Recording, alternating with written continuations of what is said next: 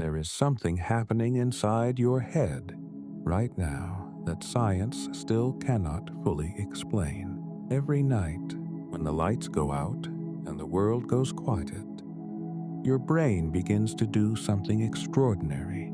It builds places, not memories of places, actual places, rooms you have never stood in, streets you have never walked down, faces that belong to no one you have ever met, and yet somehow feel familiar. Your brain assembles all of it, the light, the texture, the weight of emotion, and presents it to you as real, as completely, utterly real. And you believe it every single time. You have been doing this your whole life. You have been visiting a world that only exists inside your own skull.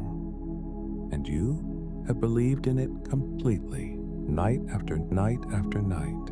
Have you ever woken up from a dream so vivid, so emotionally charged, that for a few seconds you genuinely could not tell whether it had happened? A dream where someone said something to you, and you woke up still feeling the sting of it, or still feeling the warmth of it, even though that person, that conversation, that moment existed nowhere but inside you. That feeling is not a glitch. It is not confusion. It is actually one of the most fascinating things in all of neuroscience. And tonight, we are going to spend some time inside that world. We are going to walk through 100 things that science has discovered, observed, and begun to understand about the dreaming mind. Some of them will surprise, some of them will feel deeply familiar, and all of them are real, verified, grounded in research, and the careful work of people who have spent their careers trying to understand why you close your eyes and find an entire universe waiting for you. So settle in, let your body be heavy, let the night be soft, and let's begin. The first thing worth knowing about dreams is that they are not optional. Every human brain that functions normally will dream. Not every person will remember those dreams, and we will get to that shortly. But the dreaming itself happens regardless of whether you recall it. It is as automatic as breathing, as necessary, some researchers believe, as the sleep itself. Dreams happen during something called REM sleep, which stands for Rapid Eye Movement Sleep. This is a specific stage of sleep with very particular characteristics, and it is the stage most closely associated with the kind of vivid, story-like, emotionally complex dreams that linger with you after you wake. During REM sleep, if you could watch someone from the outside, you would see their eyes moving rapidly beneath their eyelids, flickering and darting in quick, irregular bursts. Their body, however, would be almost completely still, not just resting, actually paralyzed. We will come back to that. REM sleep was first identified in 1953 by researchers Eugene Aserinsky and Nathaniel Kleitman at the University of Chicago. Aserinsky initially noticed the eye movements in infants and then investigated whether the same phenomenon occurred in adults. When he woke sleeping adults during these episodes of rapid eye movement, they consistently reported vivid dreams. This was one of the first times that science had a measurable, observable window into the dreaming brain, not just the words of someone remembering a dream the next morning, but an actual biological signal happening in real time that you could watch with your eyes and measure with instruments. That discovery changed everything. Before Aserinsky and Kleitman, dreams were largely the territory of philosophy and psychology, not physiology. Freud had famously called them the royal road to the unconscious. Ancient cultures across the world had treated them as messages from gods, or visions of the future, or gateways between the living and the dead. But the discovery of REM sleep gave scientists something concrete to hold on to. A brain state, a measurable phenomenon, a biological event that they could study. And what they have discovered since then is remarkable. Here is the first truly strange thing about the dreaming brain. During REM sleep, when your eyes are closed and your body is still, and the room around you is dark and quiet, your brain is almost as active as it is when you are fully awake, not slightly active, not half asleep. The electrical patterns in a dreaming brain, measured on an EEG machine, look strikingly similar to the patterns of a brain engaged in conscious thought. In some ways, they look almost identical to wakefulness. This is why REM sleep is sometimes called paradoxical sleep. The body is at its most immobile. The muscles are deliberately quieted. The body is resting. The heart rate has settled. The eyes are closed, and yet the brain is humming with activity. It is building stories, generating emotions, constructing entire visual environments. All while you lie perfectly still. Think about that for a moment.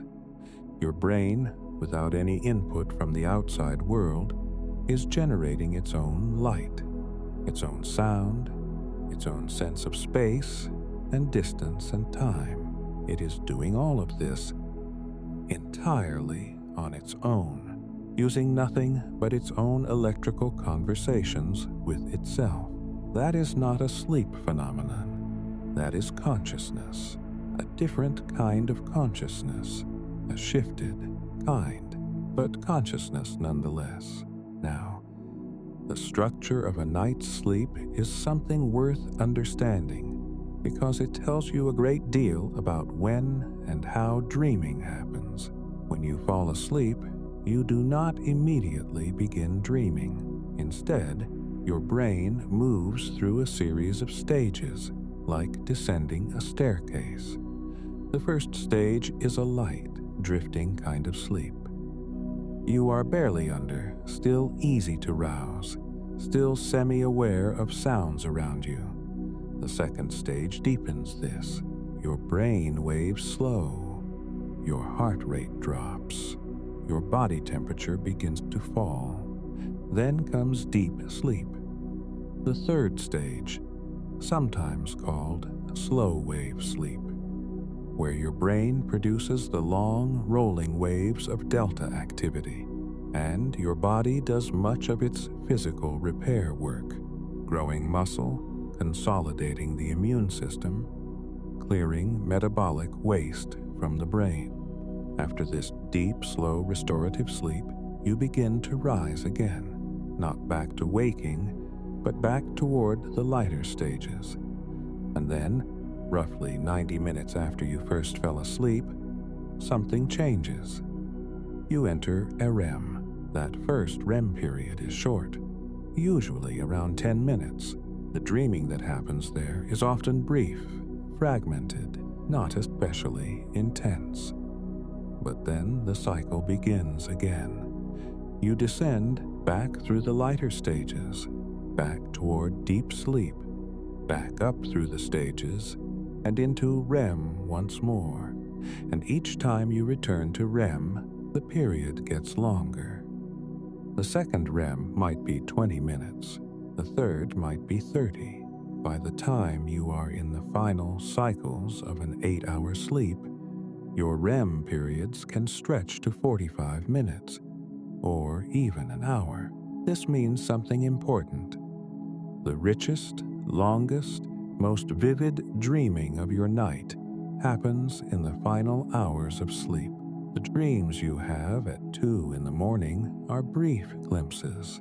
The dreams you have at 6 or 7 in the morning are full narratives, immersive and detailed. If you have ever wondered why your most memorable, most emotionally complex dreams tended to happen just before waking, now you know.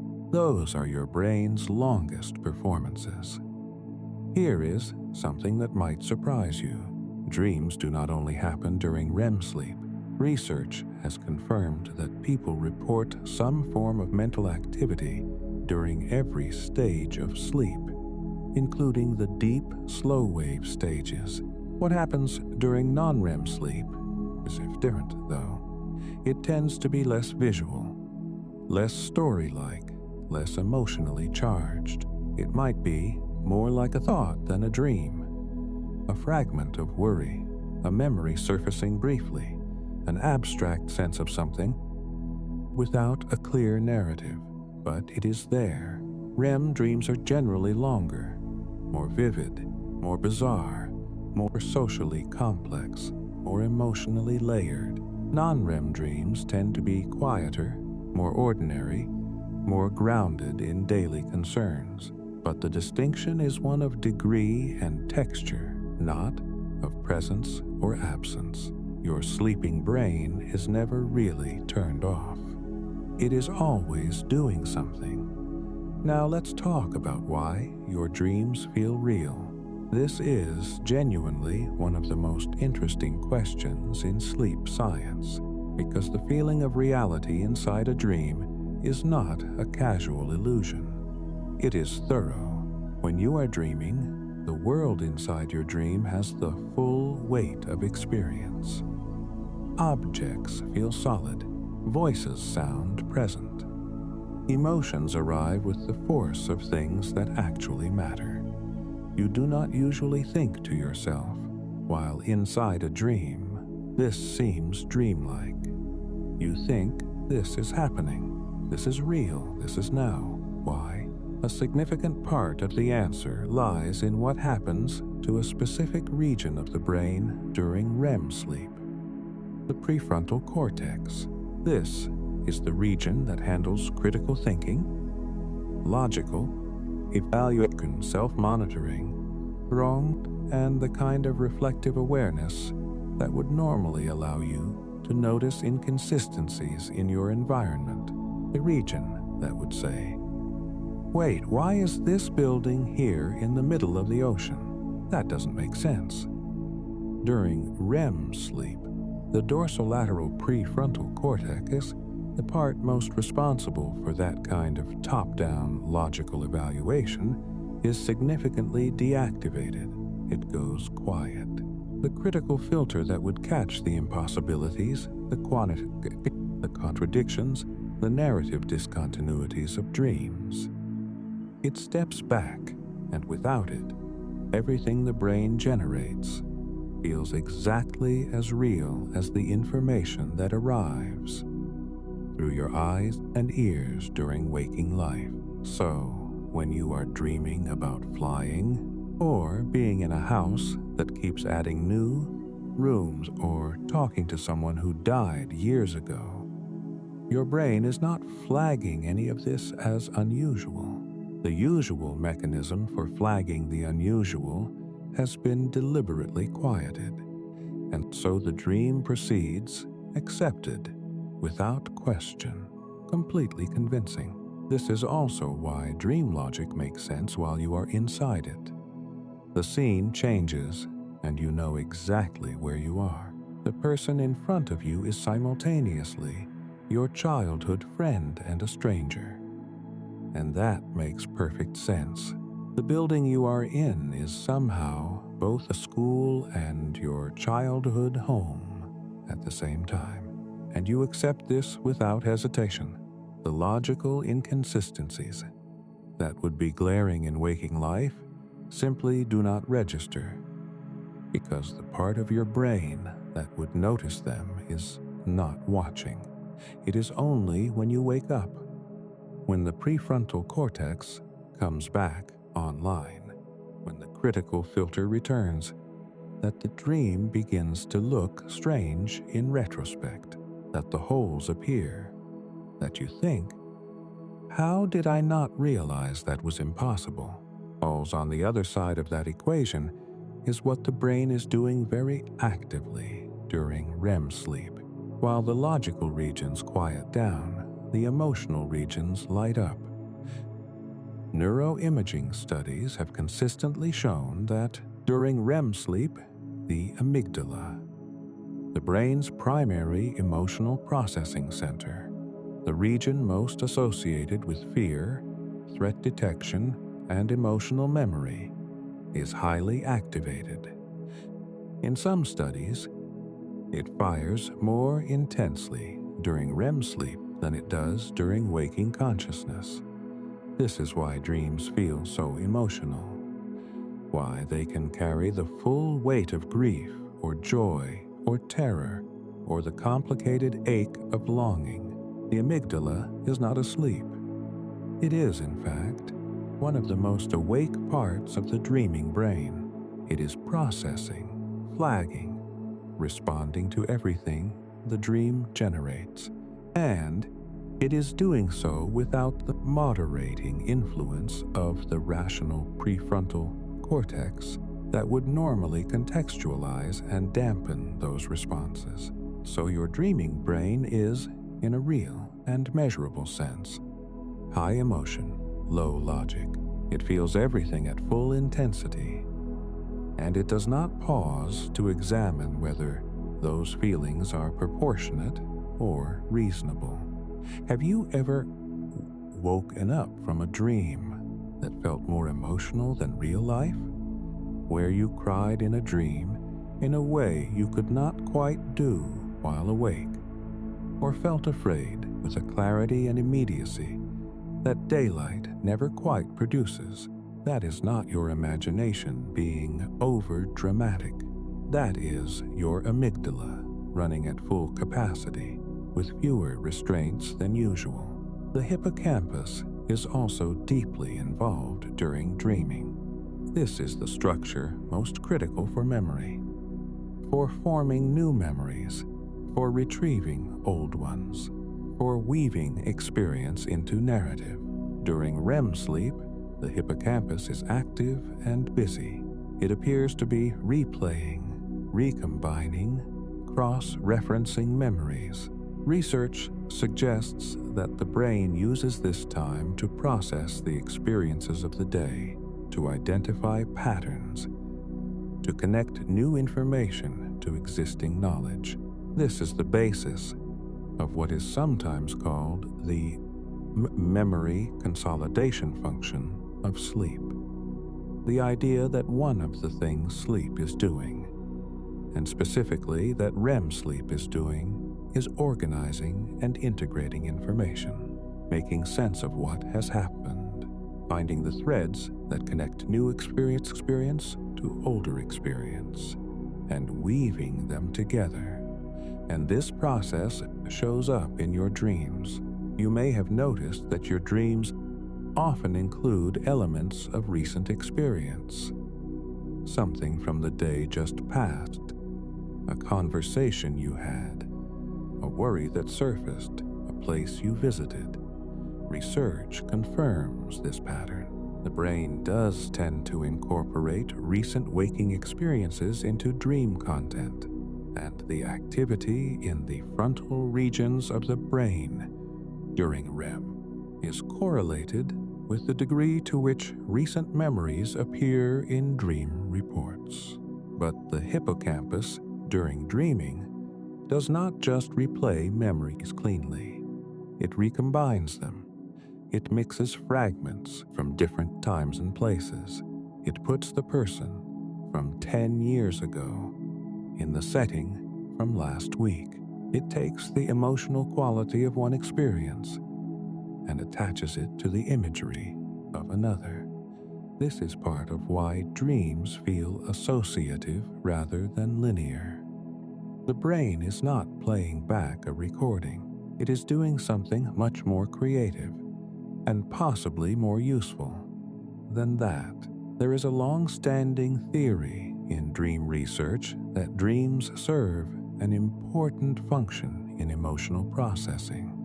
The idea, supported by a growing body of evidence, is that during REM sleep, the brain works through emotionally significant experiences, not by replaying them exactly as they happened, but by processing them in a way that softens their emotional charge. One influential framework describes this as the brain separating the emotional content of a memory from the memory itself, stripping some of the raw, painful vividness from difficult experiences and allowing you to integrate them more calmly. In this view, dreaming is a kind of overnight therapy, a quiet, invisible processing of the emotional weight you carry. There is supporting evidence for this. Research has shown that people who sleep after an emotional experience tend to rate that experience as less emotionally intense the following morning than people who remained awake. And when that sleep includes more REM, the effect is stronger. The amygdala, which fires so intensely during the dream, actually shows reduced reactivity to those same emotional stimuli the next day in people who dreamed, as if the intense activity during the night burned through some of the charge. What's more, a study published in Scientific Reports found that people who reported dreaming overnight showed a specific emotional memory benefit. They maintained memory for emotionally significant images while reducing their overall emotional reactivity to them. People who didn't recall dreaming did not show this same pattern. This suggests that dreaming may not just be a side effect of memory consolidation. It may play an active role in emotional regulation. Your dreams may be doing something important, something protective, something that helps you carry your life a little more lightly. Now let's talk about forgetting, because most dreams are forgotten. Not some dreams, most dreams.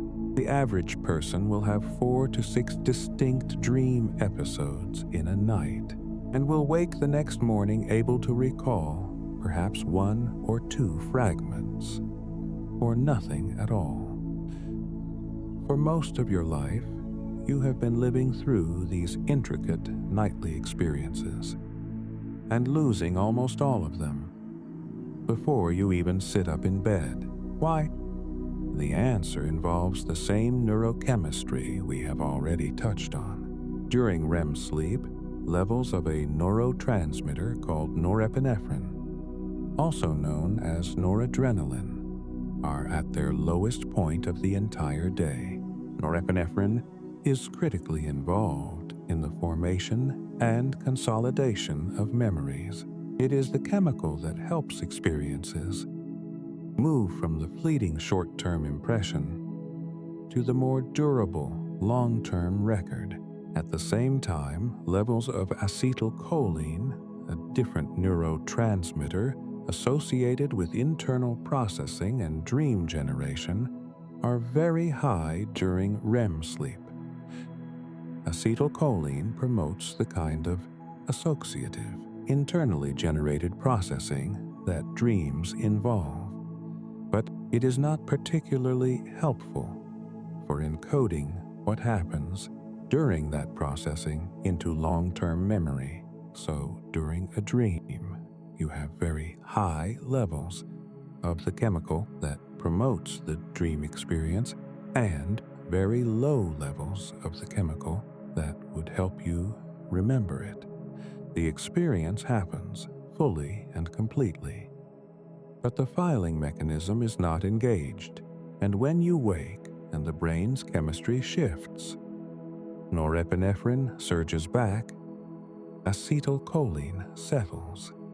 The fragile neural patterns of the dream dissolve almost instantly, like writing in fog. Harvard dream researcher Deirdre Barrett has described the situation succinctly. The areas of the brain that transfer memories to long-term storage are relatively deactivated during REM sleep. Short-term memory is active, but it only holds information for around 30 seconds. Without the transfer mechanism, the dream exists only briefly and then is gone. This is why waking matters so much for dream recall. You have to wake up from REM or close to it to have any chance of holding onto a dream, and even then, the memory is fragile. Researchers have found that if you lie still for a few minutes after waking, focusing on what you just experienced before you move or open your eyes fully, you can significantly improve your ability to remember. Movement itself seems to accelerate the forgetting. The jet, as though the physical act of returning to the waking body wipes the last traces of the dream world. There is something both frustrating and beautiful about this. The fact that most of your dreams vanish does not mean they were meaningless.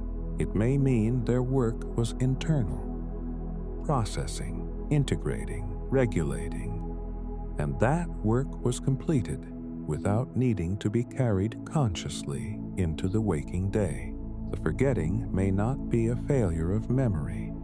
It may be the dream doing exactly what it was meant to do, and then quietly dissolving. Have you ever tried to remember a dream only to feel it disappear the moment you moved?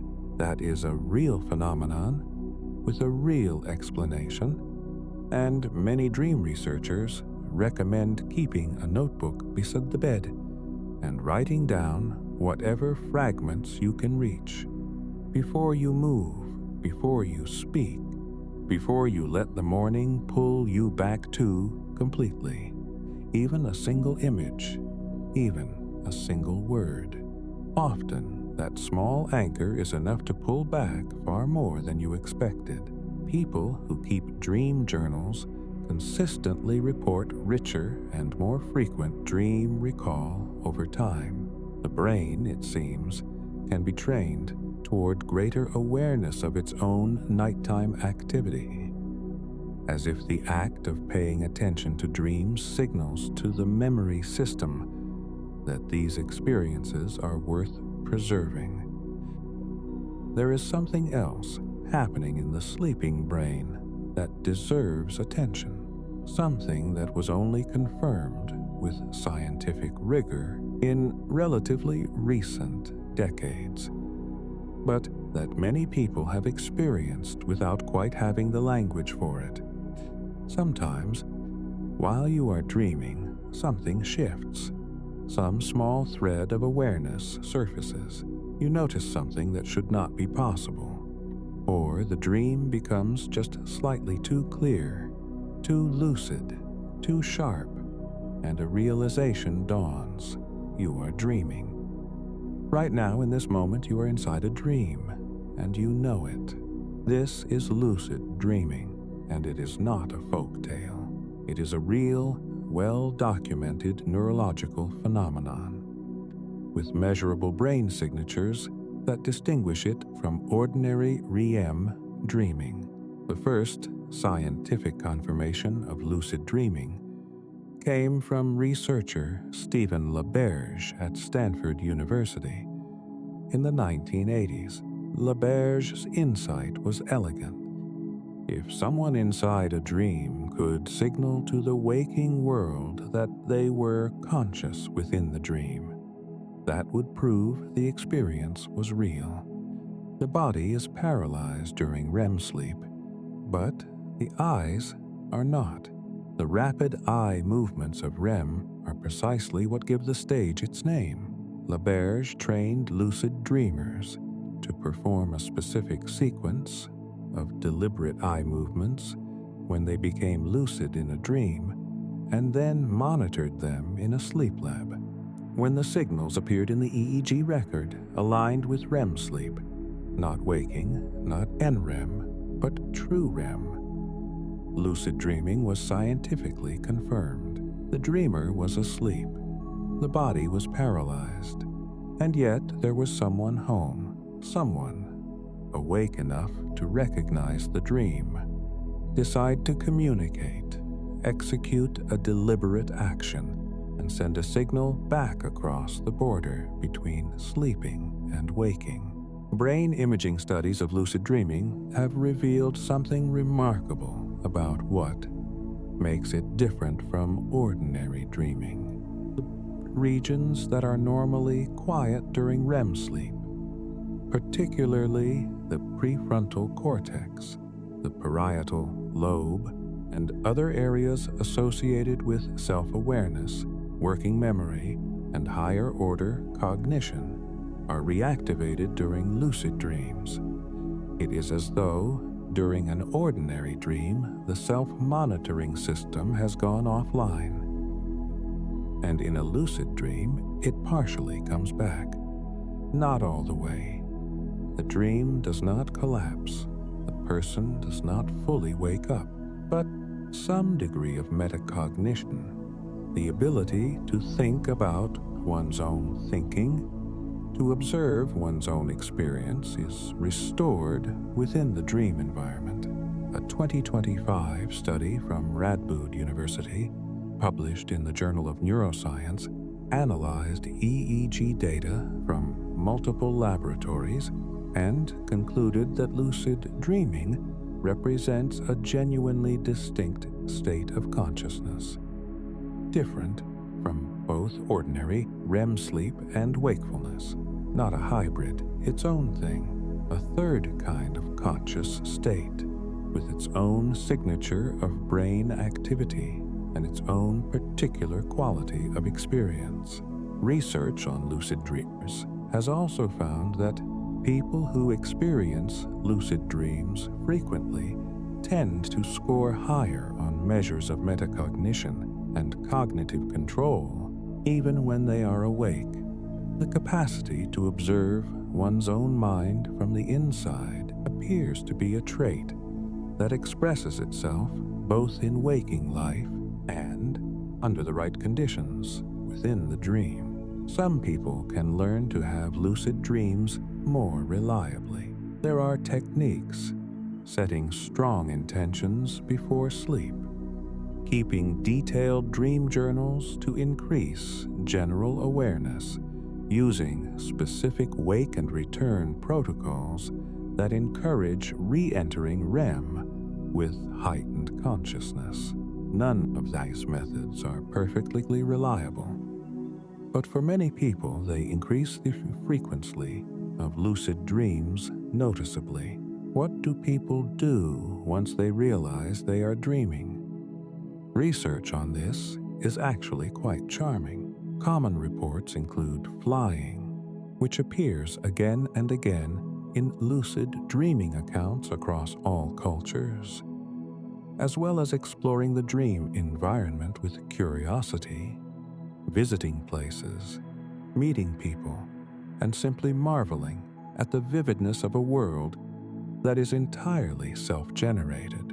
Many lucid dreamers describe a feeling of freedom and delight that is difficult to replicate in waking life. The absence of consequence, the absence of physical limitation, the pure possibility of a world made entirely from imagination. There are also researchers exploring whether lucid dreaming might have therapeutic applications. One study found that for people who suffer from chronic nightmares, practicing the ability to recognize when they are in a dream and then choosing to change the direction of the dream significantly reduced the frequency and intensity of nightmare episodes. For nightmare sufferers, the realization that one is dreaming can be genuinely transformative. The threatening entity in the dream does not have to be fled from. The burning building does not have to be the final image. The dreamer, once aware, can turn around. Speaking of nightmares, what are they, really? from a scientific perspective. A nightmare is not simply an unpleasant dream. It is a specific kind of dream experience, a REM period dream with sufficiently disturbing content that it wakes the sleeper or produces significant emotional distress upon awakening. They are more than a story going badly. They are an experience intense enough to pull you out of sleep entirely. There is a theory about why nightmares exist that is worth understanding. It is called the threat simulation theory, and it was proposed by Finnish researcher Antti Revonsuo in the year 2000. The theory argues that dreaming, and nightmares in particular, may serve an evolutionary function, that the dreaming brain's tendency to simulate threatening scenarios, to generate experiences of being chased or attacked or lost or in danger, is not random. It is, in this view, a form of practice. In Revonsuo's framework, the dreaming brain acts like a flight simulator. It rehearses threatening situations in a safe environment, inside the skull, where nothing can actually hurt you, in order to develop and maintain the cognitive and emotional reflexes needed to respond to real threats. By experiencing fear in a dream, by navigating the dream's dangers, the brain is doing something analogous to what a fire drill does, building familiarity with the emotional and cognitive experience of threat so that real threats are less overwhelming when they arrive. This would explain several observed patterns in nightmare research. People who live in more dangerous environments or who experience more real-world threats tend to have more threatening content in their dreams. Children who are raised in conflict zones or highly stressful conditions have more nightmares than children raised in stable environments. Post-traumatic nightmares, the replaying of traumatic events during sleep, can be understood in this framework as the brain's threat simulation system working overtime, attempting to process and prepare for an experience that overwhelmed its normal capacity. Not everyone accepts the threat simulation theory as the complete explanation for nightmares, and there is ongoing debate in the field, but it reframes nightmares in a way that is worth sitting with. What if they are not a malfunction? What if they are the brain doing something protective? Something it evolved to do, even if the process is painful. If you have ever woken from a nightmare and found your heart pounding, your skin damp, your breathing shallow and rapid, you know that the body during a nightmare is not passive. Despite the muscle paralysis of REM sleep, the autonomic nervous system, the part that controls heart rate, breathing, circulation, responds fully to dream content. A terrifying dream can produce a genuine physiological stress response. The heart rate climbs, the adrenal system fires, the body behaves chemically as if the threat in the dream were real. This is another measure of how seriously the brain takes the dream world. Not just the conscious experiencing mind, but the entire biological system, the hormones, the heart, the breath. All of it responds to a scenario that exists only in the sleeping brain as though it were happening in the real world. And yet you wake up. The dream dissolves. The body calms itself within minutes. You are safe. If you have ever woken up unable to move, paralyzed, conscious, but locked inside a body that would not respond, you have experienced something called sleep paralysis. Sleep paralysis happens at the boundary between sleeping and waking, usually at either end, either as you are falling asleep or as you are coming out of sleep. During REM sleep, as we have discussed, the motor system is deliberately inhibited. The brain sends signals to prevent skeletal muscles from responding to dream content. Under normal circumstances, this paralysis resolves at the same moment that consciousness returns. You wake up, and the paralysis lifts simultaneously, so cleanly that you never notice it was there. But sometimes the transition is imperfect. Consciousness returns while the paralysis persists. You are aware. You can see the room, you can think, but you cannot move your limbs, cannot speak, cannot sit up, and the dream, or something very much like it, may still be partially present. The visual and sensory processing of REM may linger even as waking awareness returns, producing hallucinations that blend with the real environment. This is why accounts of sleep paralysis from different cultures and different historical periods are so similar. The feeling of a presence in the room, a weight on the chest, a shadowy figure at the edge of the bed. These experiences have been interpreted across centuries and continents as supernatural visitations. Demons, spirits, the old hag of European folklore, the kanashibari of Japanese tradition.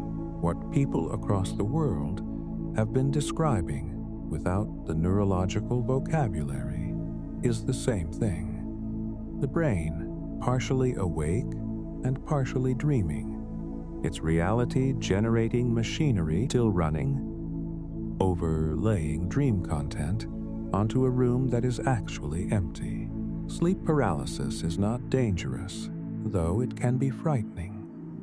It typically resolves within seconds to a few minutes.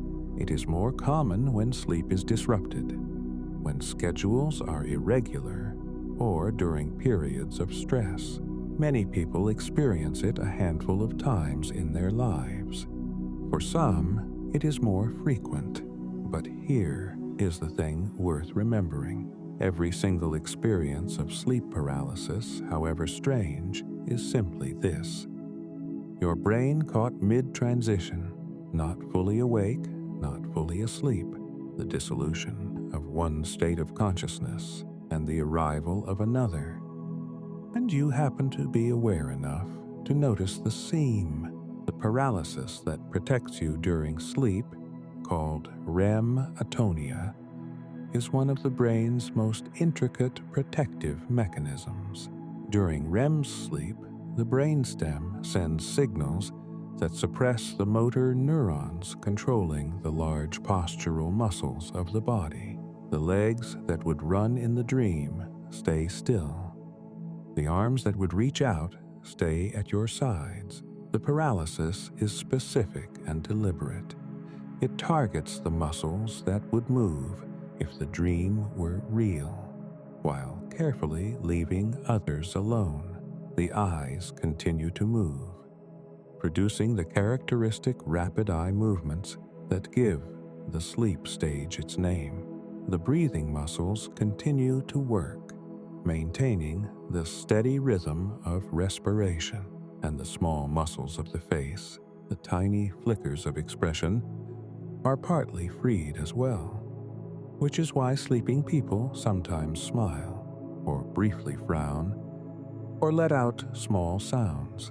Everything that would be needed to act out the dream is held still. Everything needed for the fundamental maintenance of life continues. The reason we know this paralysis is important is that we have a condition that demonstrates what happens when it fails. REM sleep behavior disorder, RBD, is a condition in which the paralysis mechanism breaks down, and people begin to physically act out their dreams.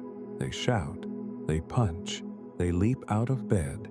They run into walls. The body, released from its usual restraint, follows the dream with literal physical urgency. RBD is a remarkable window into what dreams ask the body to do, and how completely the normal system succeeds at preventing it. It also, unfortunately, carries serious medical implications. Research has found that people with RBD have a significantly elevated risk of developing Parkinson's disease or related neurodegenerative conditions in the years following diagnosis, sometimes decades later. The brainstem circuits that fail in RBD overlap with the circuits damaged early in Parkinson's, making the sleep disorder an early indicator, sometimes the very first sign, of a disease that has not yet reached the motor systems of the brain. Dreams, in this way, reach into medicine in unexpected places. If you are finding this kind of quiet sleep science helpful, you can subscribe to this channel and come back whenever your mind needs somewhere softer to land. There is always more to explore here. At the pace of a long, slow night, let's talk about what your dreams are made of. Dream content does not come from nowhere. The raw material of dreams is your own experience. Your memories, your emotions, your anxieties, your curiosities, the faces you have seen, and the places you have been, and the feelings you carry. But the way dreams use this material is not straightforward. It is not replay. It is recombination. The hippocampus, during its REM phase activity, appears to be doing something researchers have sometimes called memory splicing, pulling fragments from different times and different emotional contexts and weaving them together into new configurations. The result is why your dream might feature your childhood home, but in a neighborhood you have never lived in, filled with people from work, and somehow urgently connected to something you were worried about last Tuesday. None of these elements are invented. All of them are yours, but the way they have been assembled is entirely novel. This combinatorial quality of dreams has fascinated researchers and theorists for a long time, because it resembles something that is extremely valuable in waking life: creative thinking, the ability to find unexpected connections, to see that two apparently unrelated things share a structure, to arrive at a solution by approaching a problem sideways. There is evidence that sleep and dreaming can support this kind of thinking in measurable ways. Studies have shown that people are better at solving problems that require insight, the kind where the solution arrives as a sudden realization rather than step-by-step logic. After sleeping, than after remaining awake for the same period of time, and specifically after REM sleep. The sleeping brain, it seems, is not just consolidating what it already knows. It is finding things in that knowledge that it could not easily find while awake, making connections across larger distances between things that waking consciousness would not naturally put together. Some of the most consistent features of dream content are ones that transcend individual experience. Certain dream themes appear so frequently across so many different people and cultures that they might fairly be called universal. Falling is one of these. The sensation of falling in a dream, sudden, disorienting, accompanied by a surge of physical alarm, is something an enormous number of people have experienced. This may partly reflect the hypnic jerk, the involuntary muscle twitch that sometimes occurs at the threshold of sleep. As the body transitions from the light activity of waking to the stillness of stage 1 NREM, some researchers suggest this jerk and the sensation it produces can become incorporated into dream imagery as a fall. Being chased is another near universal experience. The racing, urgent, breath-stealing quality of a chase dream. The legs that won't move fast enough, the pursuer that is always gaining, the desperate forward motion towards safety that never quite arrives. This is reported across cultures, across ages, across centuries of human dream records. The threat simulation theory offers one explanation for why this theme is so persistent. The brain practicing again and again the emotional and cognitive response to being pursued, arriving late, failing a test or an exam, showing up unprepared. These themes of failure and unreadiness cluster together in dream content and are most common during periods of stress and pressure in waking life. Interestingly, one line of research found that for students dreaming about an upcoming exam, even stressful dreams of being unprepared was associated with better performance on the actual exam, as though the brain's rehearsal of the stress served some preparatory function. Flying is the great exception among common dream themes, one of the few that tends to be experienced as positive, joyful, exhilarating, the sense of lift, of liberation from gravity, of moving through open air without effort. This is reported as one of the most wonderful sensations available in the dream world, and people who learn to lucid dream often report flight as among the first and most sought-after experiences. Recurring dreams are a phenomenon that bridges the personal and the universal. Research suggests that somewhere between 60 and 75% of adults have experienced a recurring dream, a dream that returns in some recognizable form with a consistent theme, setting, or emotional quality. These are among the most memorable of all dream experiences, precisely because of their repetition. When a dream returns, the mind cannot help but take notice. There is a sense of significance to the return, a feeling that something is being communicated, even if you cannot be certain what. Psychologically, recurring dreams have been associated with unresolved stress, unmet needs, and emotional experiences that have not been fully processed or integrated. The theoretical framing is that the brain, encountering something that requires processing, will return to that material repeatedly until the work is done, like a document that keeps appearing in the inbox until it has been opened and filed.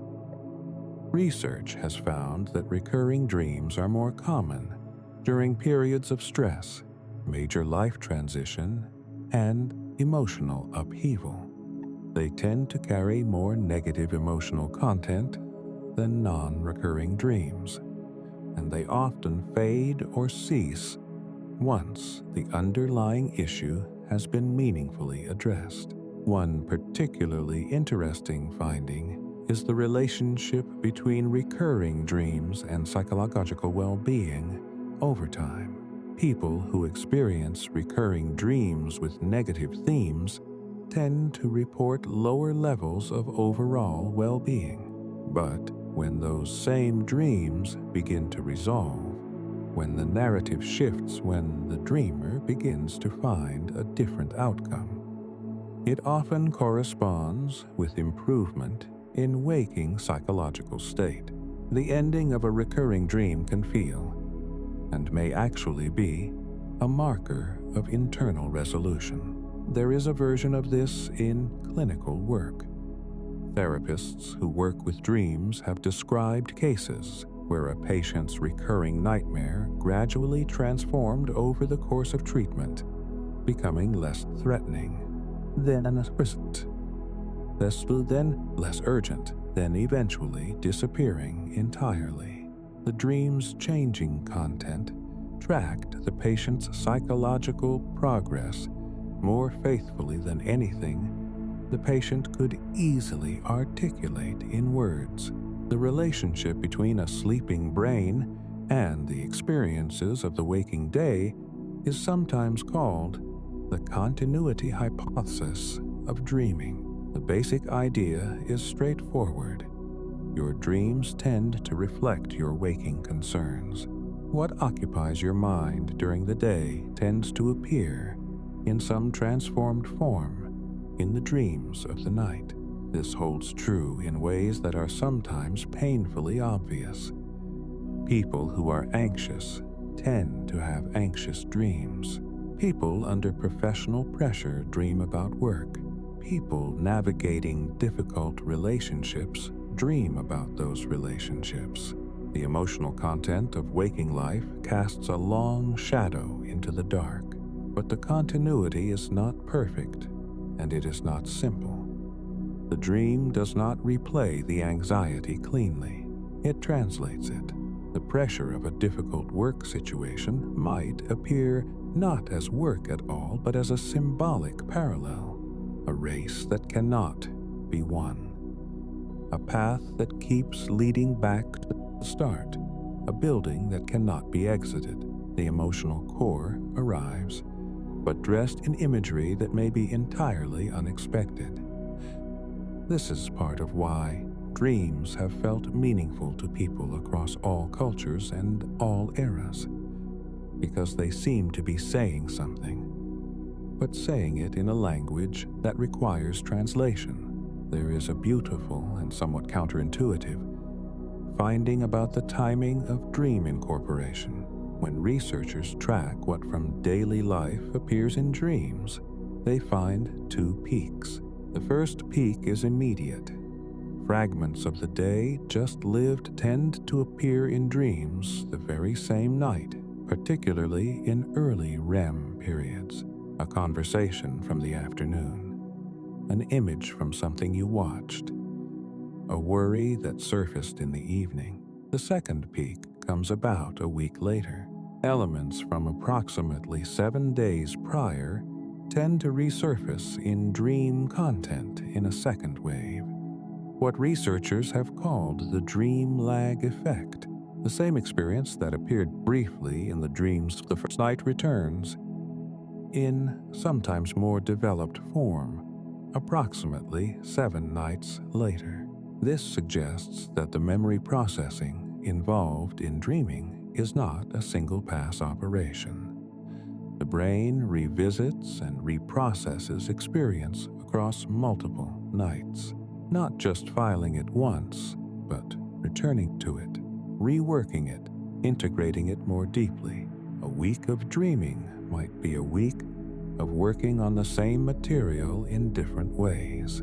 Let's spend a moment on what some researchers call the default mode network, a collection of regions that are most active when the mind is not focused on a specific external task, but is instead drifting through memory, imagination, self-reflection, and social thinking.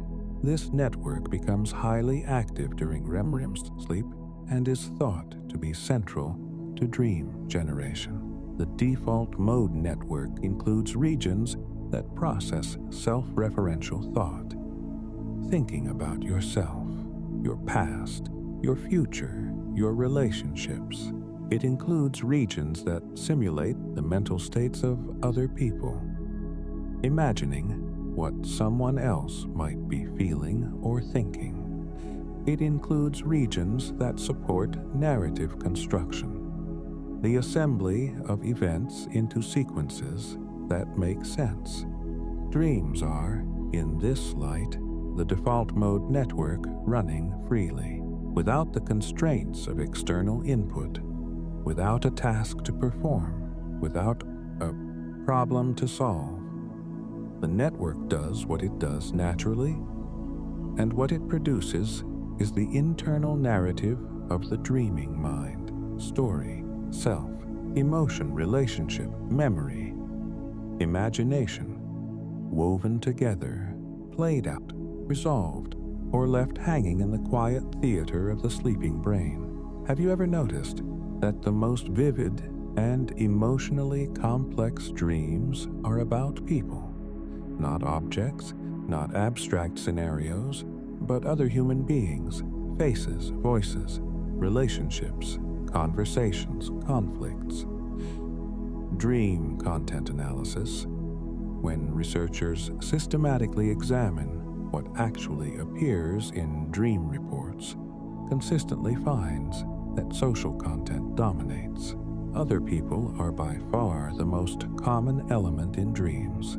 Not surprising, perhaps, given that human beings are a deeply sociable species, and that the default mode network, so active in dreams, is heavily oriented toward social cognition, understanding others, predicting their behavior, navigating the complexity of relationships.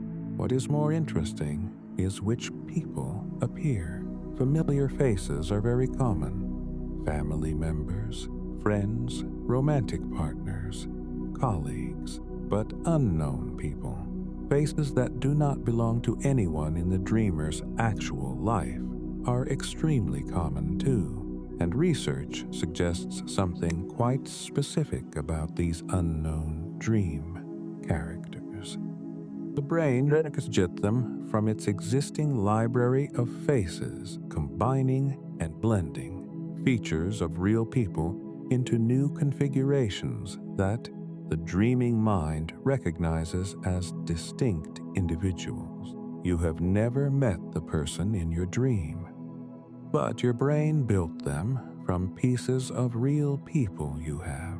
The stranger in the dream is, in some sense, made entirely of people you already know. What about dreams in which someone who has died appears? These are among the most emotionally significant dream experiences that people report. Dreaming of someone who has died, a parent, a partner, a friend, and finding them alive in the dream, present and real and there, is something many people carry with them for days. These dreams can be comforting. They can be disorienting. They can feel like a gift or like a wound reopened. There is no scientific evidence that these dreams represent actual contact with the dead, but what they do represent is something genuinely worth acknowledging. The memory systems of the brain preserve the people we love with extraordinary fidelity, their faces, their voices, the particular quality of their presence. All of this is stored in the brain, accessible not just to conscious recall, but to the dream system, which uses memory as its primary raw material. When the dreaming brain generates the presence of someone who has died, it is using everything it stored about that person.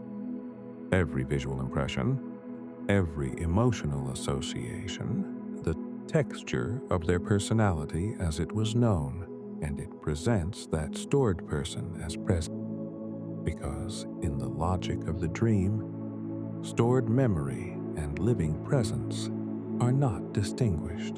The person is there because the memory of the person is there. And in the dream, memory is all the reality there is.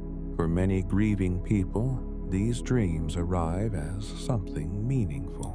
Research on bereavement has found that dreams of deceased loved ones are extremely common in the period following loss, and that they are often, though not always, experienced as comforting, a continuation of a kind. not the person themselves, but the brain's extraordinary capacity to hold on to them. The sleeping brain has another quiet feat worth noting. While you dream, it continues to monitor your environment. You are not, while sleeping, completely cut off from the world around you. The brain maintains a low level of vigilance, a background awareness of the sensory environment. This is why significant sounds, your name being called, an alarm, a baby crying, a sudden noise, can wake you from even deep sleep. The brain is always at some level listening, and sometimes external stimuli do not wake the sleeper, but instead enter the dream. This is called sensory incorporation, and it is well documented. A sound from outside the bedroom might appear in the dream as something the dream itself generated. A song playing in another room becomes a song in the dream scene.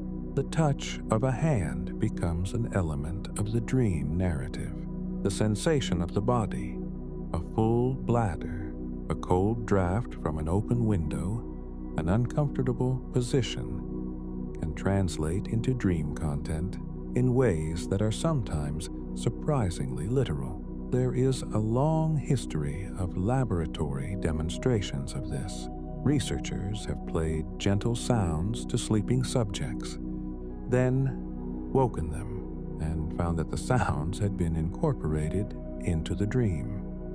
Water sounds appear as rain or as scenes near water. Voices appear as characters who were speaking. The dream engine, remarkably flexible and creative, weaves in the external with the internal, and the result remains, to the dreamer, seamlessly real. What about the sense of time in dreams? This is one of the genuinely puzzling areas of dream research. The experience of time in dreams is inconsistent and strange. Some dreams feel as though they cover vast spans of time. Days pass, years pass, whole chapters of a life unfold. Others feel brief but are recalled as vivid and complete. Research has generally found that the duration of a dream corresponds roughly to the duration of the REM period in which it occurs, suggesting that dreams do not necessarily happen in compressed time, but unfold more or less in parallel with real time.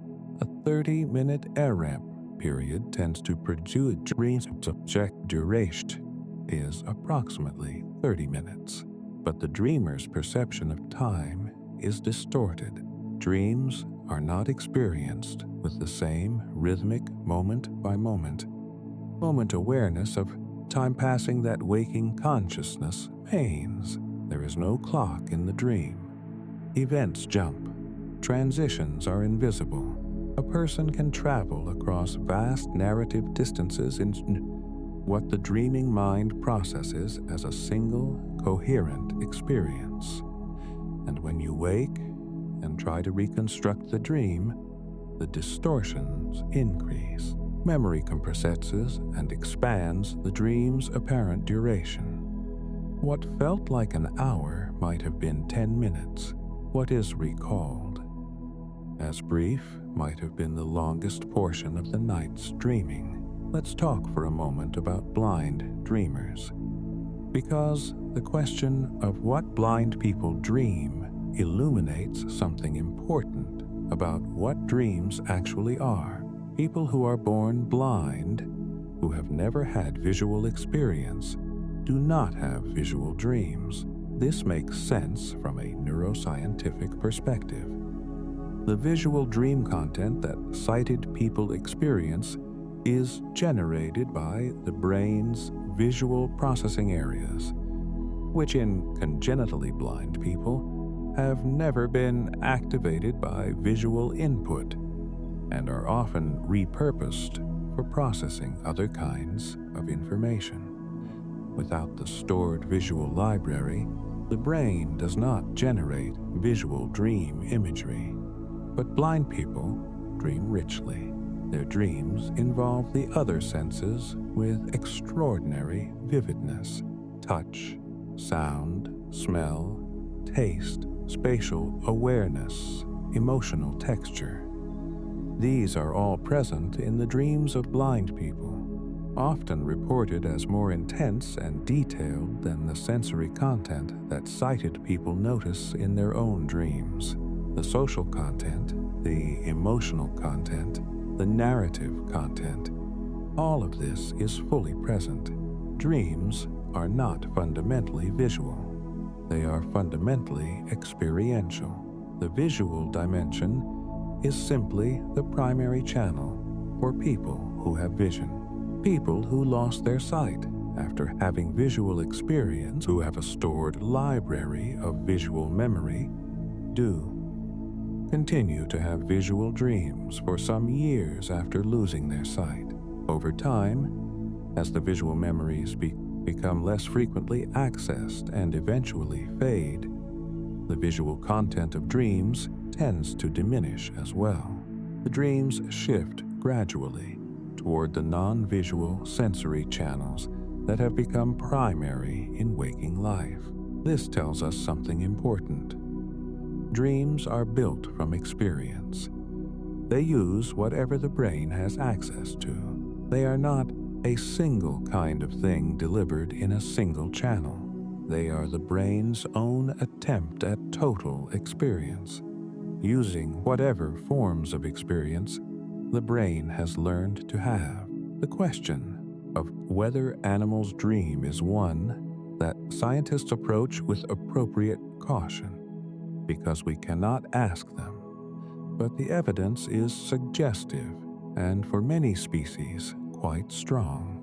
REM sleep, or something very similar to it, has been identified in virtually all mammals that have been studied, and in many birds. When animals are monitored during what appears to be REM sleep, their brain activity shows patterns consistent with dreaming. In rats, researchers have observed that the hippocampal activity patterns that fire during specific maze-running tasks are replayed during subsequent REM sleep. The same sequences of neural firing, as though the animal is mentally running the maze again while it sleeps. Rats also display the other classic sign: incomplete suppression of motor output during REM. If the motor suppressing region of the brainstem is inactivated in a rat, the animal physically acts out its dreams, displaying what appears to be running, hunting, rearing up, and fighting, all while in what is otherwise recognizable as sleep. When Michel Jouvet, the French neurophysiologist who studied this phenomenon in cats in the 1960s, described what he witnessed, he reported that the sleeping cats appeared to be chasing prey. Their eyes moved, their paws batted, their posture shifted through the motions of a hunt. Their dream, insofar as we can infer it, was playing out in full. Do animals experience their dreams as we experience ours? Do they feel the emotional weight of them? Do they forget them upon waking? We cannot know. But the brain machinery underlying dreaming is old, very old. It appears to have been with us and with many of our evolutionary relatives for an extremely long time. Something that comes up frequently in the study of dreams is the peculiar phenomenon of flying. It is among the most commonly reported pleasant dream experiences across all cultures, all ages, all historical periods. People who have never flown in a plane dream of flying. Children dream of it. Elderly people dream of it. People in all corners of the world describe it in terms that share a core quality: the sudden lifting away from the ground, the absence of weight, the expanse of space around and below. There is no consensus explanation for why flying is so common or so consistently experienced as joyful. Some researchers speculate it may relate to the sensation of the body during REM sleep, the complete relaxation of the postural muscles, the absence of the ordinary felt weight of the body, producing a floating quality that the visual dream system interprets as flight. Others suggest it may be connected to the general loosening of constraints that characterizes the dream state. The brain, freed from the usual rules, naturally gravitates toward the most liberated form of movement available to imagination. Whatever its source, flying in dreams has been a constant of human experience across as much of history as we have records of. It turns up in ancient accounts, in the dream books of classical civilizations, in the oral traditions of indigenous cultures, in the sleep journals of everyone from ordinary people to artists and scientists who wrote carefully about their inner lives. The dreaming mind, it seems, wants to fly, and night after night, across the whole history of our species, it does. There is a striking and sometimes emotionally difficult dream phenomenon that many people experience but fewer discuss openly. Dreaming of a past life or circumstances that no longer exist. The relationship that ended years ago. The house you grew up in no longer there. The version of yourself you used to be. These dreams can be intensely vivid. The feeling of being back inside a former self. Younger, in a different place, with people who have since moved out of your life, is reported as one of the most disorienting forms of dream experience. You wake from them sometimes unsure whether the ache you feel belongs to the dream or to something carried more permanently. There is nothing supernatural about this. The brain's memory stores are not organized by emotional priority. They are not cleared of things that are no longer relevant to present life.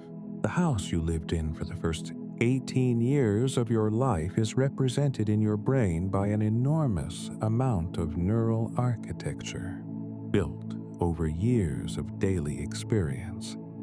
The face of someone you loved is stored with the kind of fidelity that only time and repetition and emotional significance can produce.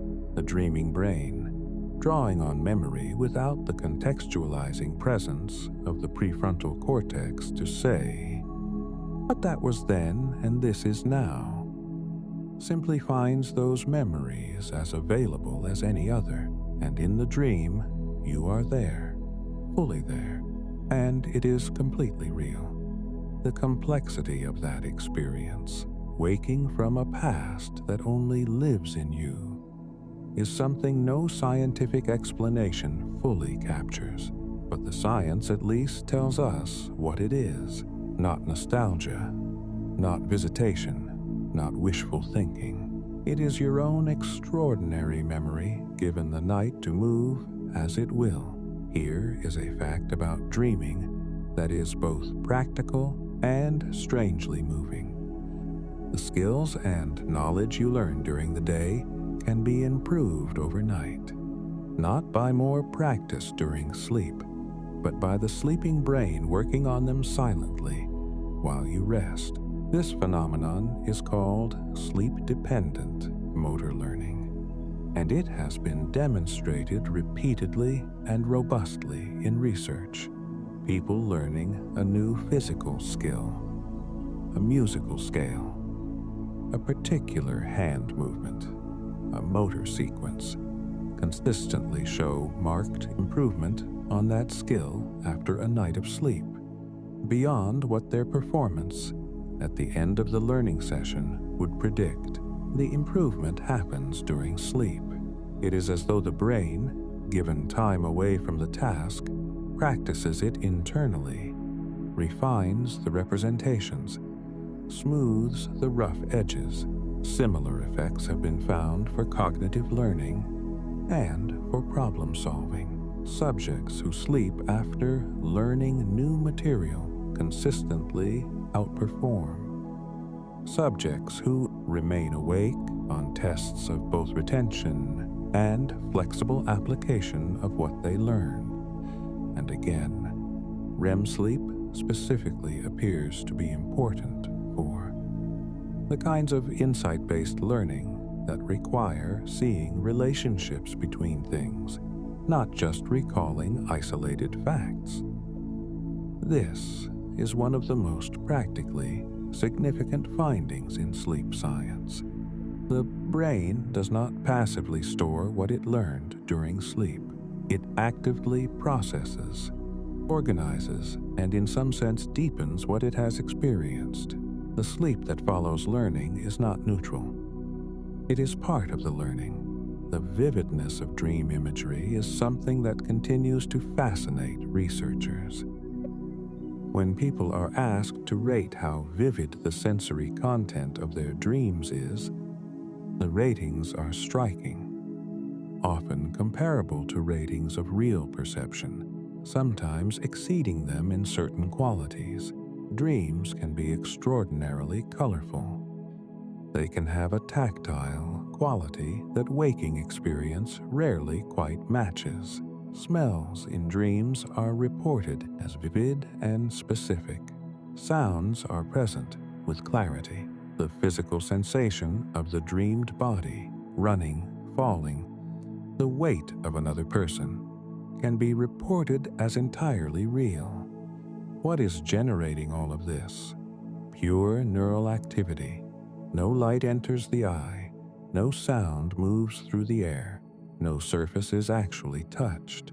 Every sensory quality of the dream is assembled internally by the brain from its own representations, its own models of how the world feels. The visual cortex fires in response to the internally generated imagery. The auditory cortex responds to internally generated sound. The somatosensory cortex represents the touch and movement of a body that is lying still. The brain, it turns out, does not need the world in order to generate the experience of the world. It has its own models built from a lifetime of experience, and it can run those models entirely from the inside. Dreaming is one of the most powerful demonstrations of something that philosophers and scientists both find remarkable. The degree to which the experience of reality is always, even when awake, a construction inside the brain, not a direct feed from outside. There is a particular kind of dream that researchers call false awakening, a dream in which you believe you have woken up. You open your eyes, you see the room, you lie in bed, you perhaps get up and begin the morning routine. And then something is wrong. Something is just slightly off. Or a dream element intrudes, something impossible, and you realize you are still asleep. Sometimes false awakenings come in layers. You wake from the false awakening into another dream. You believe you are awake again. And then again, the wrongness surfaces. The experience can nest several levels deep before the actual waking occurs. This is closely related to lucid dreaming. Many lucid dreamers report encountering false awakenings as a challenge to maintaining lucidity, or as a transitional state on the way to genuine lucid dreaming. The false awakening suggests something interesting about the brain's model building. The brain has such a strong and detailed model of waking up in this bedroom that it can simulate that experience convincingly even during sleep. The model is good enough to fool even a mind that is, at some level, trying to pay attention. Dreams and creativity have a long and well-documented relationship. The list of creative breakthroughs attributed to dreams is extraordinary and spans centuries. The chemist Auguste Kekulé famously described arriving at the ring structure of benzene through a dream of a snake biting its own tail. Paul McCartney reported that the melody of Yesterday came to him in a dream, so completely and so fully formed that he spent time the next morning convinced it must be a song he had heard before. Mary Shelley described elements of Frankenstein arising from a waking dream. Robert Louis Stevenson spoke of his brownies, the dream figures who brought him story ideas in the night. Salvador Dali deliberately cultivated dream states to access the imagery of his paintings. These are not coincidences. They reflect a real and scientifically supported relationship between REM sleep combinatorial associative processing and the kind of lateral, non-linear thinking that creative insight requires. The dreaming brain makes connections across long distances in associative space, reaching across categories, combining things that waking logic would keep separate, finding structures that are invisible when the critical, sequential, prefrontal cortex is running things. There is even an effect researchers have studied called remote associates, problems that require finding a word that connects three seemingly unrelated words. People are better at these after sleep. The sleeping brain, without being asked, has been building and strengthening associative connections across its stored knowledge. Creative insight is, in some sense, a waking benefit of what the dreaming brain does every night. One of the things that makes dreaming so enduringly fascinating and so hard to fully explain is its sheer range. At one end of the spectrum, brief, fragmentary, barely coherent scraps of imagery. At the other end, full, immersive narratives with continuity, character, plot, emotional arc, sensory vividness, and an internal logic so convincing that the dreamer accepts it completely. The range of emotional intensity is equally wide. Some dreams are mundane beyond description. Dreams of standing in a queue, of answering an email, of driving a familiar route. Others carry emotional weight that overwhelms the dreamer on waking. Some produce laughter so genuine that people wake themselves by laughing aloud.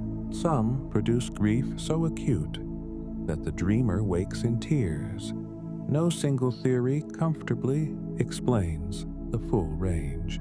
This is one of the reasons dream research remains genuinely open. There are too many kinds of dreaming, too many functions potentially served, too much individual variation in experience and content and frequency and emotional quality for any single explanation to contain all of it. What science has done is give us windows, not a complete map, but a set of illuminated windows into a building that is still being explored.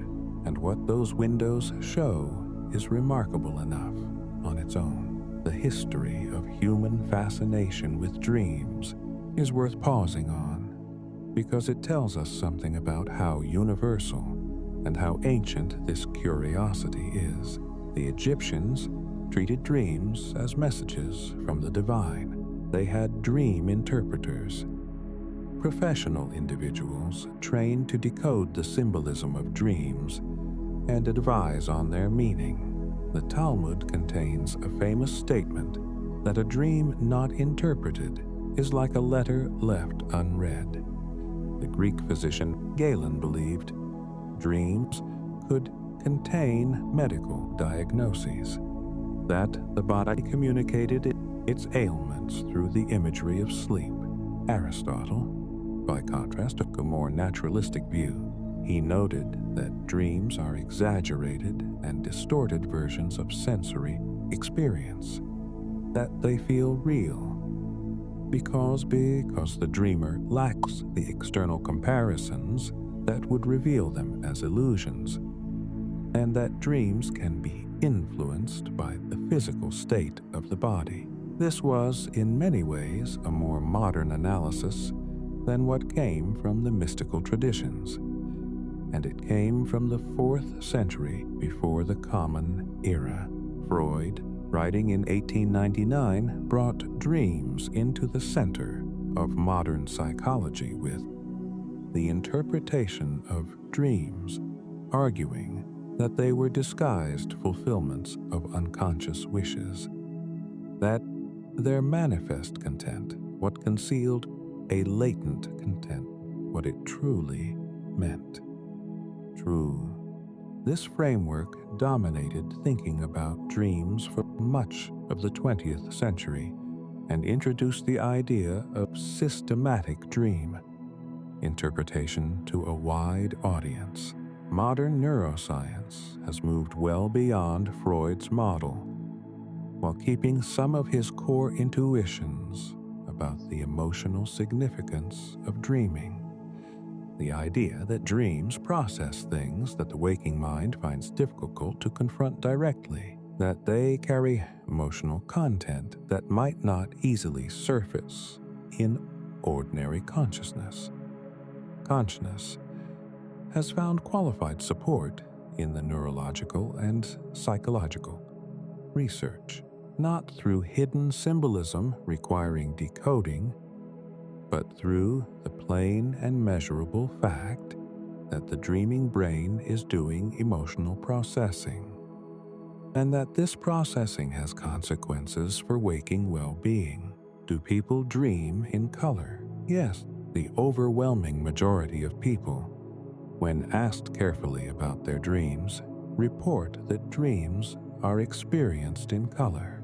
The common belief that dreams are black and white appears to be a largely modern phenomenon. Surveys conducted before the widespread adoption of black and white television found very little evidence of black and white dreaming, while studies conducted in the 1950s and 1960s found higher rates of reported colorless dreaming.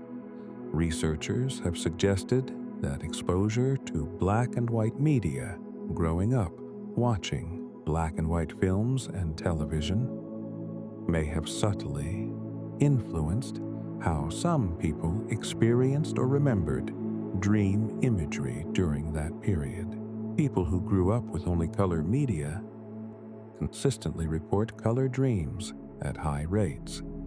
The images we absorb in waking life, including the format in which we absorb them, become part of the brain's library from which dreams are built.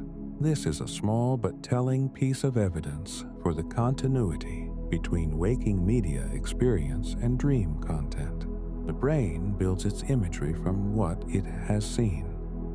What shapes, in some measure, what we dream. Here is something subtle that researchers have noted about dream emotions.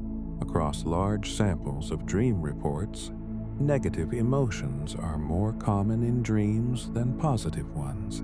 Fear, anxiety, and sadness appear more frequently than joy, contentment, or excitement. Dreams are not, on average, pleasant. This is consistent with the threat simulation theory, the idea that the dreaming brain is somewhat biased toward rehearsing negative or challenging scenarios. It is also consistent with the emotional processing hypothesis. If dreams are doing work on emotionally significant material, and the experiences most in need of processing are the difficult ones, it would make sense that difficult emotional content would be more prevalent, but the distribution varies widely. There are people who report predominantly positive dreams. There are people who rarely have nightmares. There are states of life, periods of calm, periods of joy, periods of physical health and emotional stability, in which the emotional tone of dreams brightens noticeably, and there are states: illness, grief, stress, anxiety, trauma, in which the darkness of dream content deepens correspondingly. The emotional weather of your sleep reflects the emotional weather of your life, not perfectly, not directly, not literally, but with a kind of resonance that is hard to ignore once you start paying attention to it. There is a phenomenon called the hypnagogic state, the experience of the brief threshold between waking and sleep. As you settle toward sleep, before the first stage of NREM fully takes hold, the brain passes through this transitional zone. In this state, it is common to experience flashes of imagery, faces, landscapes, abstract patterns, brief visions that appear and dissolve in moments. Sounds may become distorted. Names or words may surface unexpectedly. The logic of waking thought begins to loosen. These hypnagogic experiences are not dreams, exactly. They are pre-dream, the first loosening of the waking brain's grip on coherence. But they are fascinating because they show how quickly and naturally the brain shifts into a generative, image-producing mode as soon as the attention required for waking consciousness is relaxed. Some people experience very vivid hypnagogic imagery. Some artists and writers have deliberately cultivated the hypnagogic state as a creative resource. Salvador Dali famously sat in a chair holding a spoon above a metal plate while trying to sleep, so that the spoon would clatter when he drifted off and jolt him back to the edge of sleep, where the imagery was richest. Thomas Edison reportedly used a similar method. The hypnagogic state is your brain beginning its nightly work, the loosening of structure, the beginning of association, the first soft opening of the dreaming mind. What does the dreaming mind make of the body itself? Dream content often involves the body in ways that waking life does not. Falling, flying, running slowly when you want to run fast, losing your teeth, discovering your body has changed in some way. The body in dreams is malleable in a way the waking body is not. One particular experience that appears across many people's dream reports is the sensation of running in a dream and finding that the legs won't move properly. They feel heavy, slow, as though moving through thick liquid. You are trying to run, and something is resisting. The effort is huge and the movement is inadequate. This experience may have a physiological basis. During REM sleep, the motor system is inhibited. The brain may be generating the intention to move the motor signal, but the suppression of that signal by the atonia mechanism is producing not just stillness, but a felt sensation of resistance.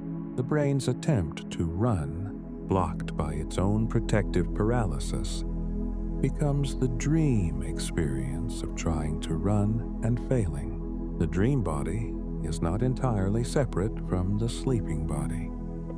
The two are in conversation, even when their communications are crossed. One of the most moving things about dreaming, when you sit with it, is that it is entirely yours. The dreams you have are assembled from no other source than you. Your life, your memories, your fears, your loves, your most private associations and feelings. No one else has access to them unless you choose to describe them. No one else can experience what it is to be inside your particular dream. Dreams are among the most intimate of all human experiences, more intimate in some ways than things that happen in the outside world, because they happen entirely inside the space of the self. They are made from the most personal raw materials available. Everything that has shaped you, everything you carry, everything you feel that you cannot always say, and they are lost, most of them, without record, dissolving back into the night as though they were never there. The vast majority of your dream life is private, not just from others, but from yourself, experienced and then released into whatever the sleeping brain releases things into. There is something peaceful about that if you let it be. All that experience held lightly, all that feeling given its moment, and then allowed to pass. We are approaching the quiet end of tonight's journey through the dreaming brain, and there are a few final things worth holding gently as you settle. Sleep, and the dreaming that happens within it, is not a passive state. It is a form of work. The brain during sleep is busy in ways that science is still working to fully understand.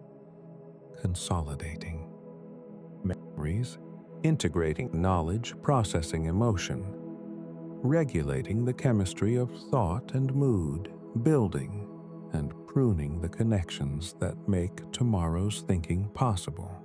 And within all of that work, the dream exists, not as noise, not merely as byproduct, as something the brain constructs with remarkable care, using everything it has, every memory, every feeling, every stored image and voice and emotional resonance to create a world that, for the duration of sleep, is as real as anything you will ever experience. The ancient human fascination with dreams is not irrational. It is not primitive or pre-scientific.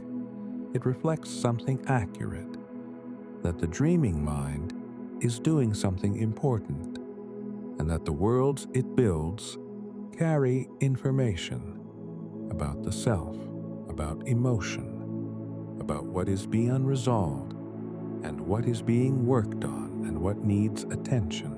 Research now suggests that dreaming people who recall their dreams and therefore show that the emotional processing of dreaming is engaged and accessible, show different patterns of emotional memory than those who do not recall dreaming. They show a kind of calibration, holding on to what is meaningful, softening what is too sharp to carry easily.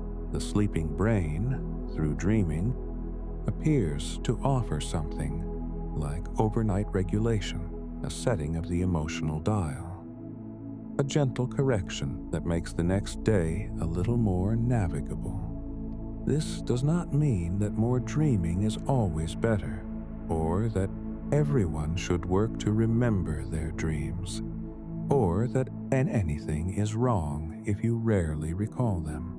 The work may happen whether or not the dreamer remembers it in the morning. The regulation may occur. The memory may be integrated. The processing may be complete.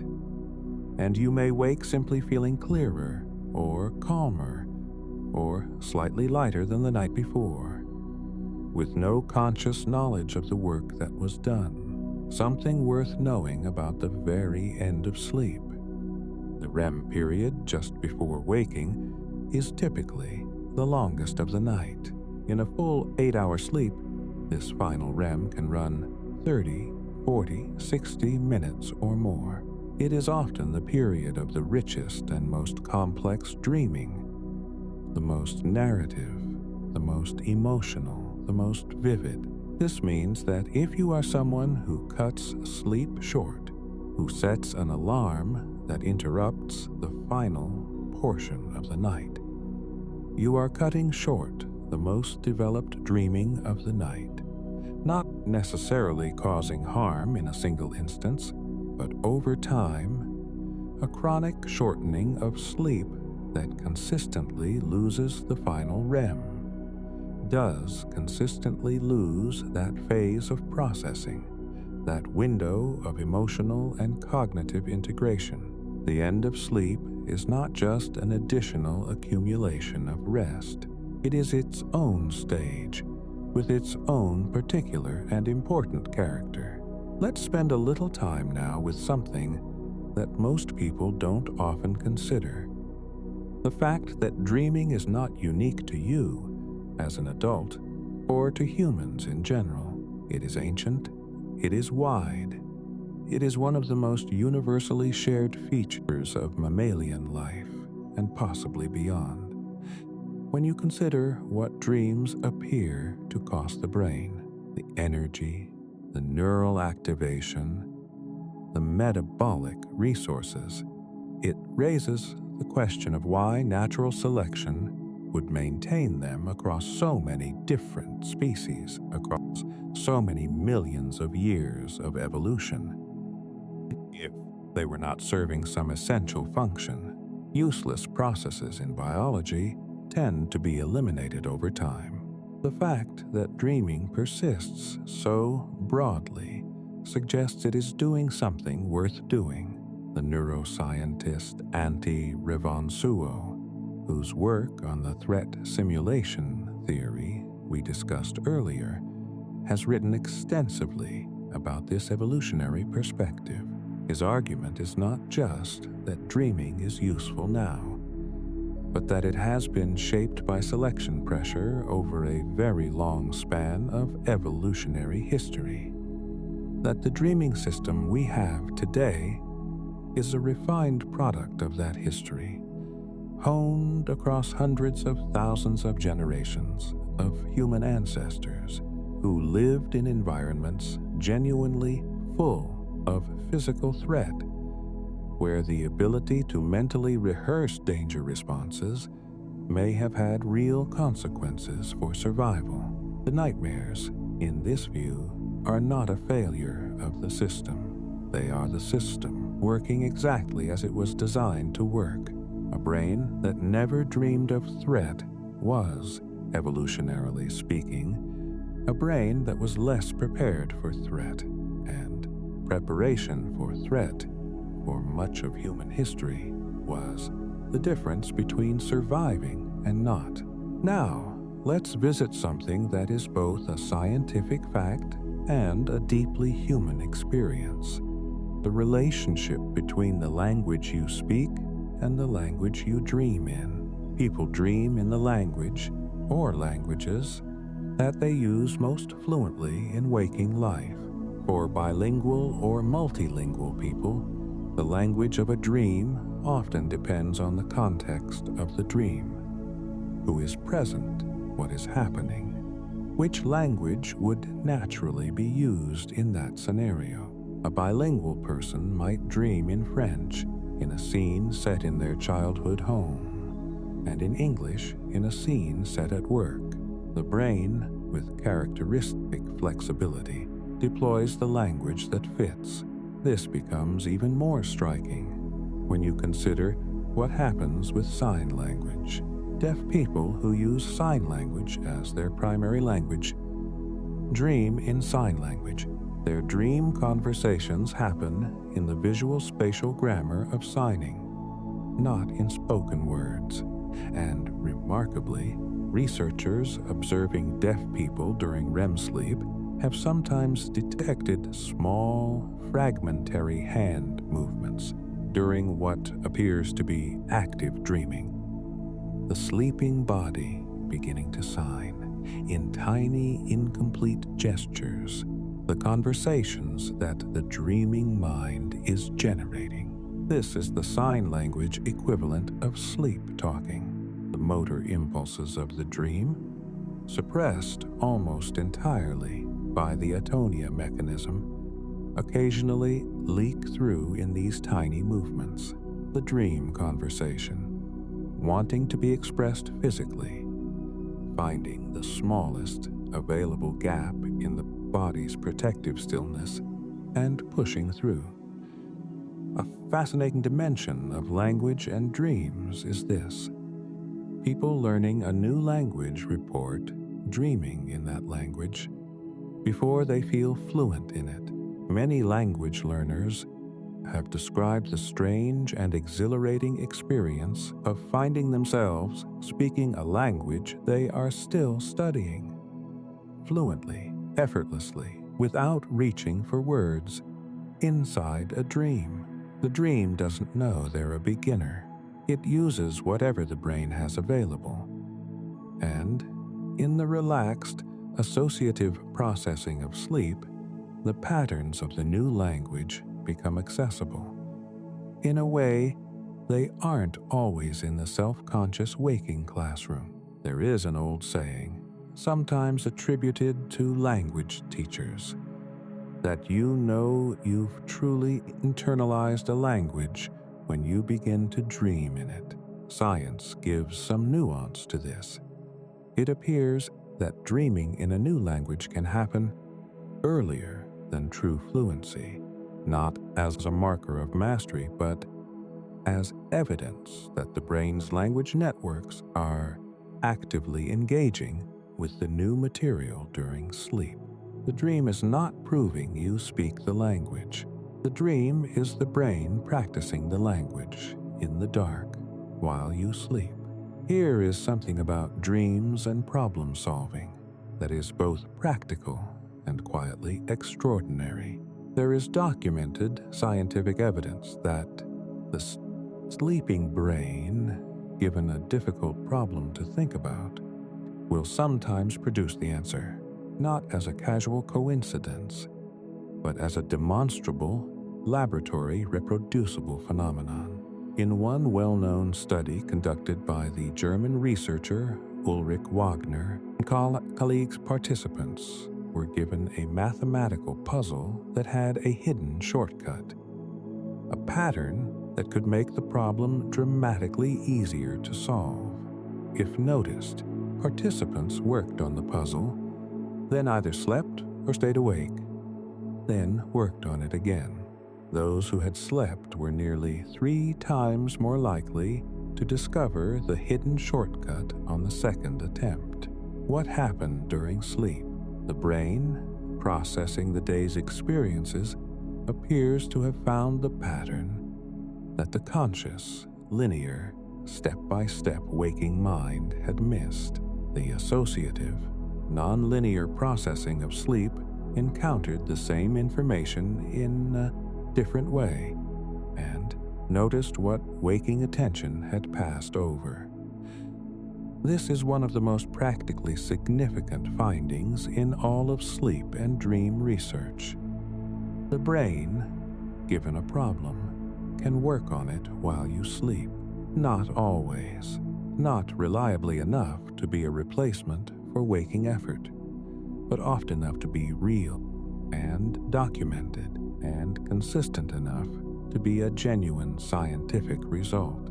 The old advice to sleep on it before making a difficult decision may be more than folk wisdom. It may be a reasonably accurate description of what the brain is actually capable of doing when you give it the night. Now let's turn to the question of the sleeping brain's geography. What regions are doing what during different kinds of dreams? The motor cortex, the region that plans and executes physical movement, shows activation during REM sleep. You are not just imagining movement in a passive way. The motor planning areas are engaged, generating the neural equivalent of running, reaching, speaking. The only reason you do not move is that the atonia mechanism holds the output gate shut. The motor signal is generated but prevented from reaching the muscles. This is why physical practice in dreams may carry real benefit. The athletes who mentally rehearse movements show improved performance, even without physical practice, because the motor planning regions of the brain are genuinely activated by imagined movement in ways that overlap substantially with the activation produced by actual movement. During dreaming, those same regions are running at high capacity. The brain that dreams of swimming is, in the relevant neural sense, practicing swimming. The visual cortex lights up during dreaming, even though the eyes are closed and in total darkness. The auditory cortex responds to dream sounds as though they were real acoustic events.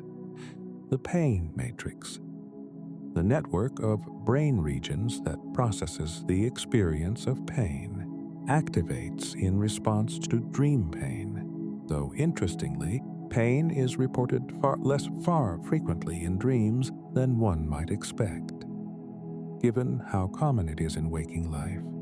Some researchers have speculated that this relative absence of pain in dreams is another protective feature. One more way the brain ensures that the dream experience, however intense, remains tolerable. There is a structure of the brain called the insula, a region tucked into the folds of the cortex that is involved in interoception, the sensing of internal bodily states, heartbeat, hunger, nausea, the felt sense of the body from the inside. The insula is active during dreaming, and its activation may explain something that anyone who has had an intense dream knows well: the body sense of the dream. Dreams are not purely visual and auditory. They have a physical quality. You feel your feet on the ground in a dream. You feel the texture of a surface. You feel the particular quality of being in a body, that is, running or climbing or hugging someone or standing at a great height looking down. These sensations arise from the insula and the somatosensory cortex, generating their usual maps of the body's state, but doing so from internally generated signals, not from actual sensory input. The dreamed body is a construction, but it is a very good construction, built by the same systems that construct the sense of the body during waking life, and to the dreamer, the two are, in the moment, completely indistinguishable. Humans across history have always tried to influence their dreams, to direct what happens in sleep, to seek specific experiences or answers or healings through the dreaming state. The ancient practice of dream incubation is one of the most remarkable examples of this. In the ancient world, from Mesopotamia to Egypt to Greece to Rome, there existed dedicated temples where people traveled, sometimes for very long distances, at great personal cost, to sleep within a sacred space and receive a healing or prophetic dream. In ancient Greece, the most important of these were the temples of Asclepios, the god of medicine. These sanctuaries existed across the ancient Greek world.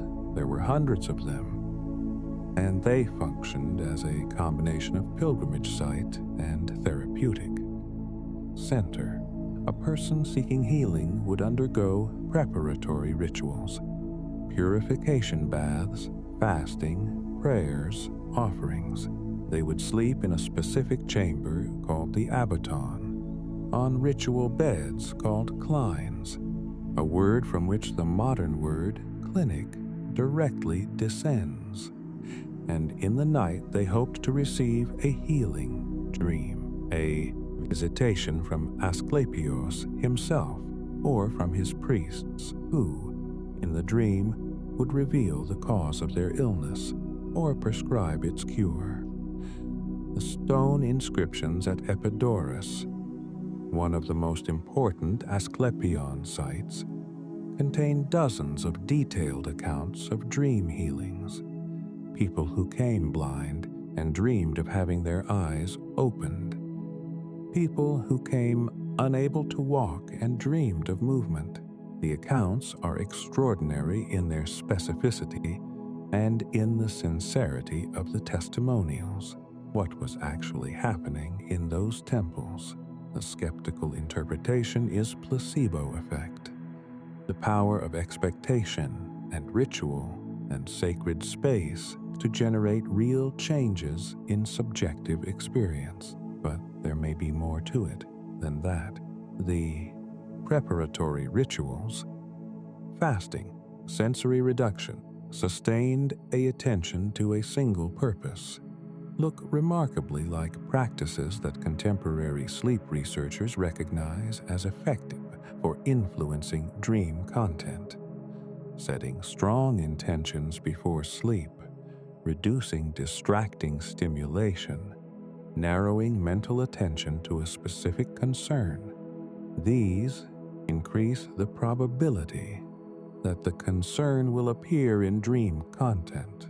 The ancient dreamers may have been practicing intuitively and experimentally, something that has measurable neurological correlates.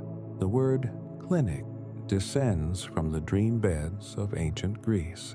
Medicine and dreaming have been intertwined for a very long time. The relationship between sleep and learning is deep enough that sleep deprivation has measurable and specific effects on the different kinds of memory the brain uses. There are two broad categories of memory that sleep supports differently. Declarative memory, the kind that stores facts, events, information that can be consciously recalled and stated, is particularly supported by deep, slow-wave NREM SEM sleep, in which the hippocampus replays the day's learning and transfers it to the cortex for longer-term storage. Procedural memory, the kind that stores skills, habits, sequences of action that do not require conscious retrieval, is particularly supported by REM sleep. This distinction matters. When you learn a new physical skill and go to sleep, the REM processing of that night is doing something different from what it does with the history lesson you studied earlier in the day. The historian's notes get filed during deep sleep. The musician's finger positions get refined during REM. Both are memory. Both depend on sleep, but they use different sleep stages via different mechanisms for different purposes.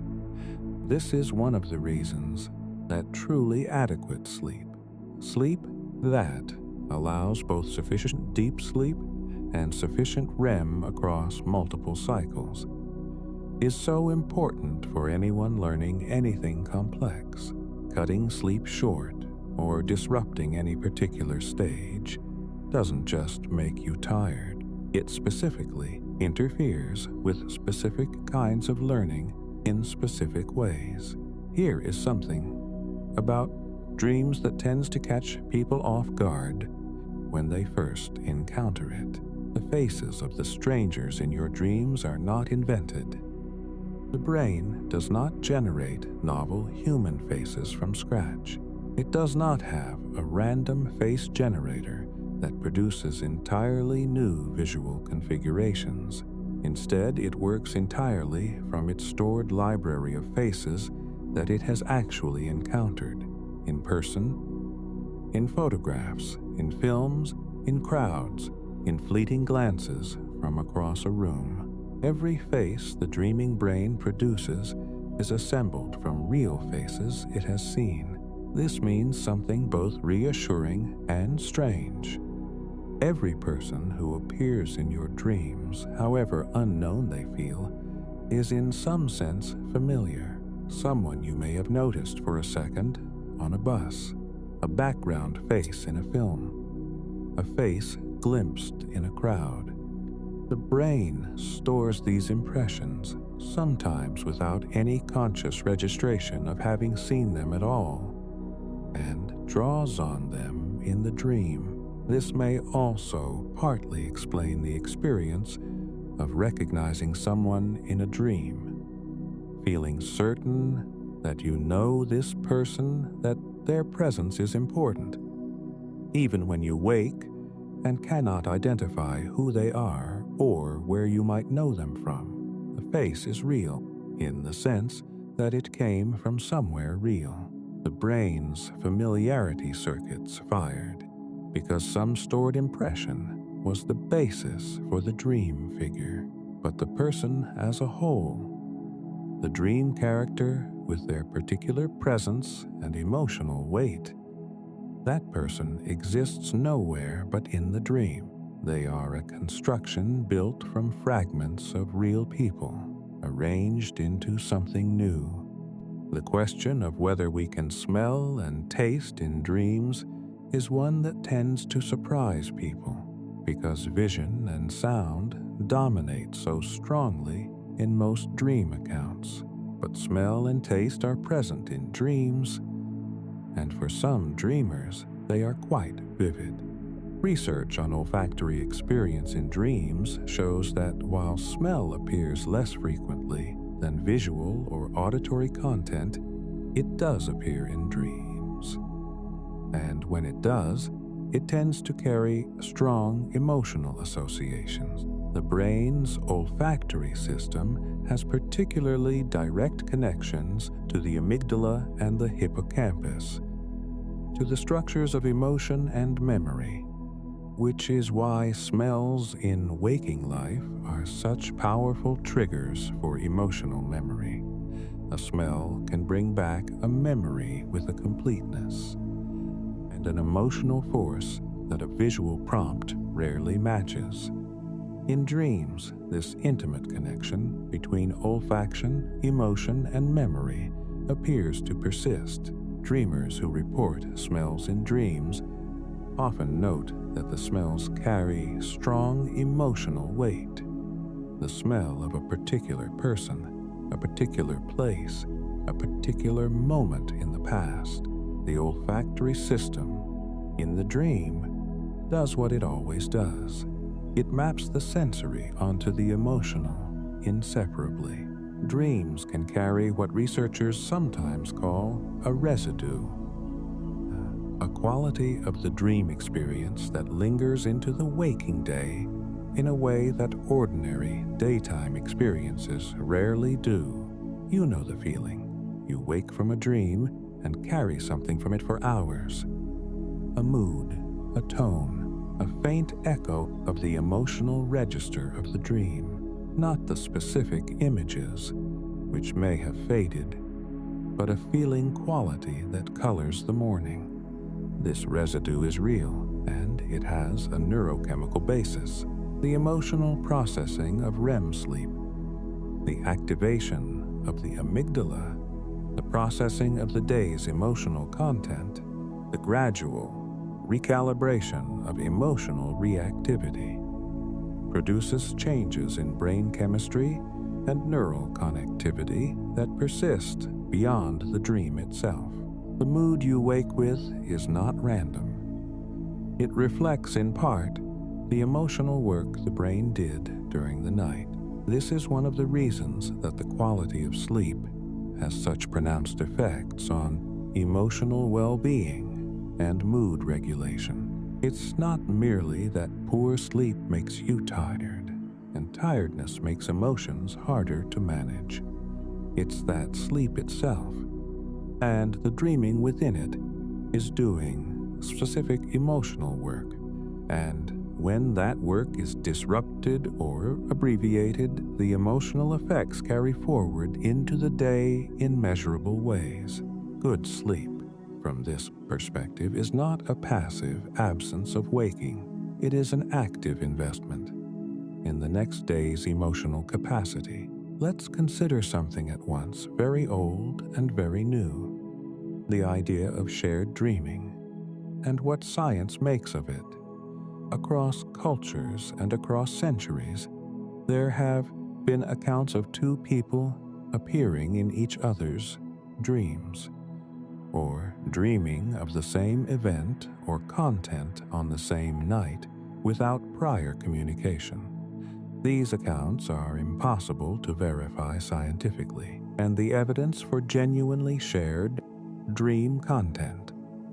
Dream experiences that are coordinated between two sleeping people in ways that could not be explained by shared waking experience or coincidence does not currently meet scientific standards of verification.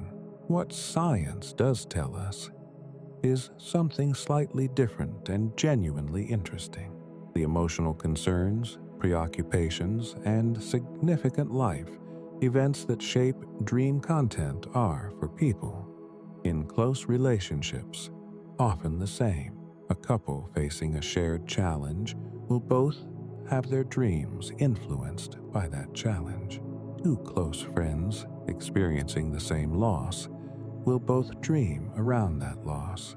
The similarity in dream content may be entirely explained by the similarity in waking emotional experience, which, for people whose lives are closely intertwined, can be substantial. The dreams aren't shared, but the lives that produce them are.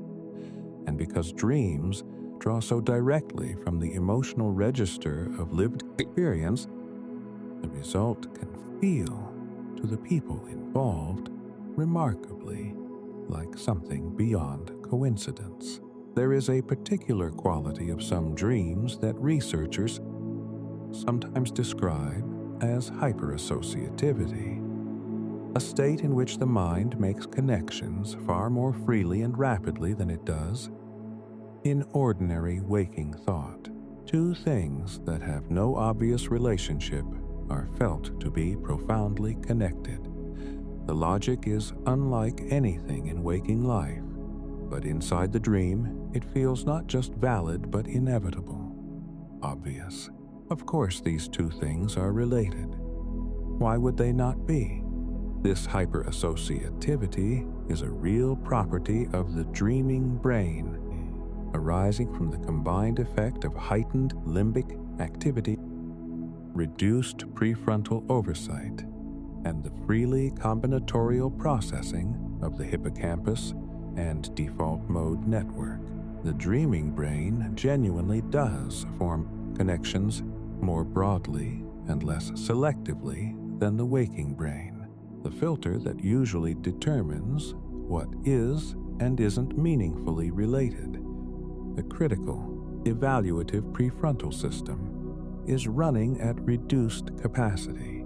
The result is a brain that finds meaning everywhere, that sees patterns between things that are not obviously patterned, that experiences profound significance in juxtapositions that waking thought would dismiss.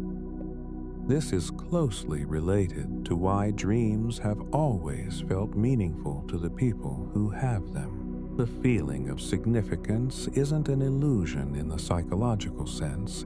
The feeling is real, arising from real neural processes.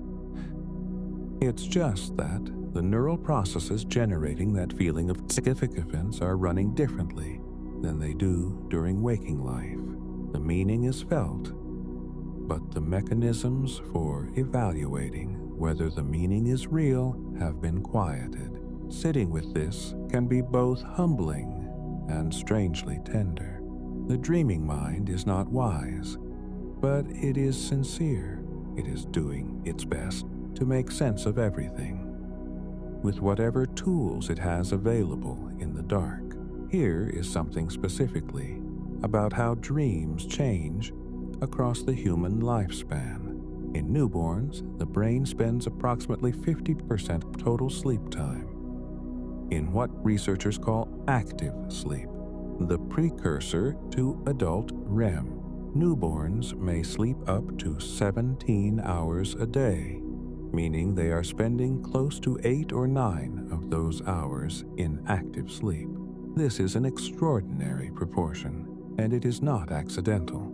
The dominant theory for why newborns spend so much time in active sleep is that they do not yet have enough waking experience to drive sufficient neural development. The brain, which is growing at a staggering rate in the first months of life, forming millions of neural connections every single day, needs stimulation to guide that growth. Waking hours provide some of this stimulation, but they are not enough.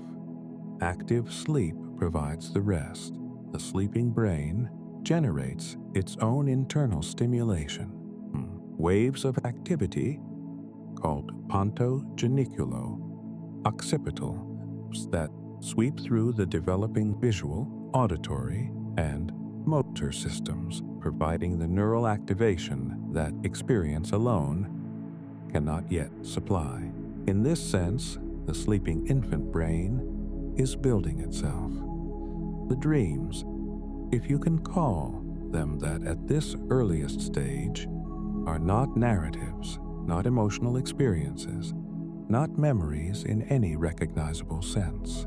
They are construction work, the raw neural activation that shapes the developing circuits of perception, movement, and cognition. As the child grows and waking experience becomes richer and more varied, the proportion of active and REM sleep gradually decreases. By early childhood, it has settled to around 30%. By adulthood, it has reached the familiar 20 to 25%. The proportion falls as the need for internal neural construction diminishes and the function of sleep shifts progressively toward consolidating and integrating what is learned in the increasingly complex waking world.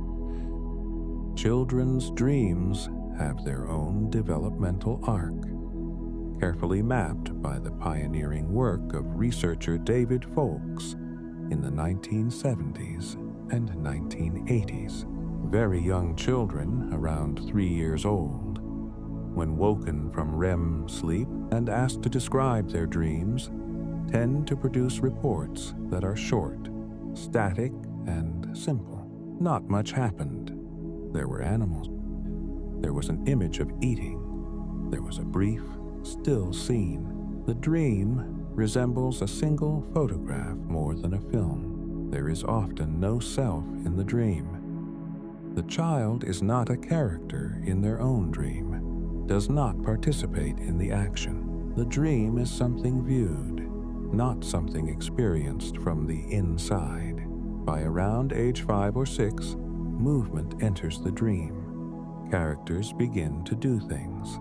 The self begins to appear as a participant.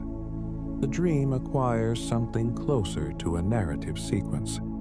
This happened, and then this, and then this. By around age 8 to 10, the dream has become something close to adult in structure. The self is present, active, emotional. Social interaction between characters becomes common.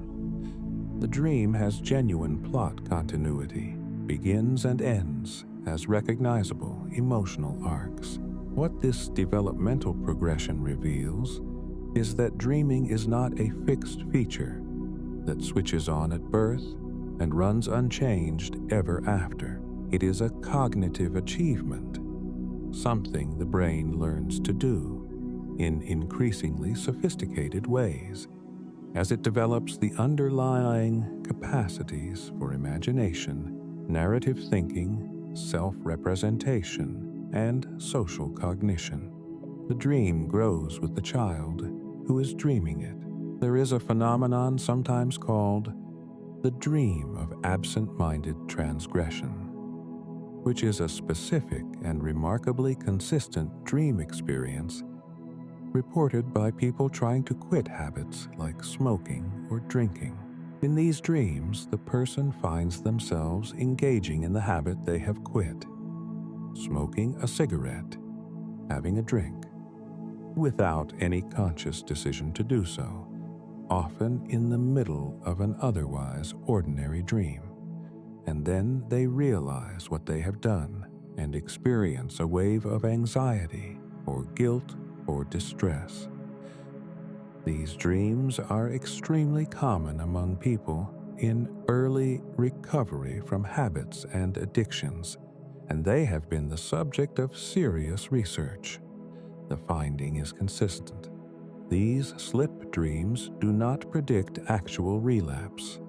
If anything, research suggests that the frequency of slip dreams in the early period of quitting is associated with longer-term success at maintaining the change. The dream is the brain processing the conflict between the established habit memory and the new intention. It is the stress of the conflict expressing itself in the dream, and the fact that it is appearing in dreams and causing distress within the dream suggests that the waking commitment is real and is registered. The guilty dream of having smoked is evidence in a strange way of how seriously you are taking not smoking. The experience of waking up just before something happens in a dream is almost universally familiar. The dream is building towards something. The answer is about to be revealed. The collision is a fraction of a second away. The person is about to speak. And then you wake up. Unresolved, suspended, the dream frozen at its most incomplete moment. Why does this happen? One plausible explanation involves the nature of physiological arousal during dreams, as certain kinds of dream content escalate, particularly threatening or emotionally charged scenarios. The corresponding activation in the amygdala and the autonomic nervous system escalates with it. At some threshold, this activation is sufficient to trigger waking. The brain pulls the dreamer out of the dream before the worst arrives, or before the best arrives, or before the answer or P appears. Because the intensity of what is building has crossed the threshold of bearable dream experience. In other words, you wake up before the ending because the ending was getting too real. There is something poignant about that, and something that fits with the dream's general relationship to intensity. The way the worst never quite arrives, the monster never quite reaches you, the falling never quite resolves into impact. The brain, protecting the dreamer from the full force of the experience it has generated, pulls them back to waking just in time. There is one more thing about dreaming that is worth holding gently as we move toward the close of this night's exploration. Something that is not exactly a fact in the way that neural activation patterns are facts, but that reflects something true about the place of dreams in a human life. Dreams are among the very few experiences that are entirely, irreducibly yours. They cannot be shared in the same way that a film or a piece of music or a conversation can be shared.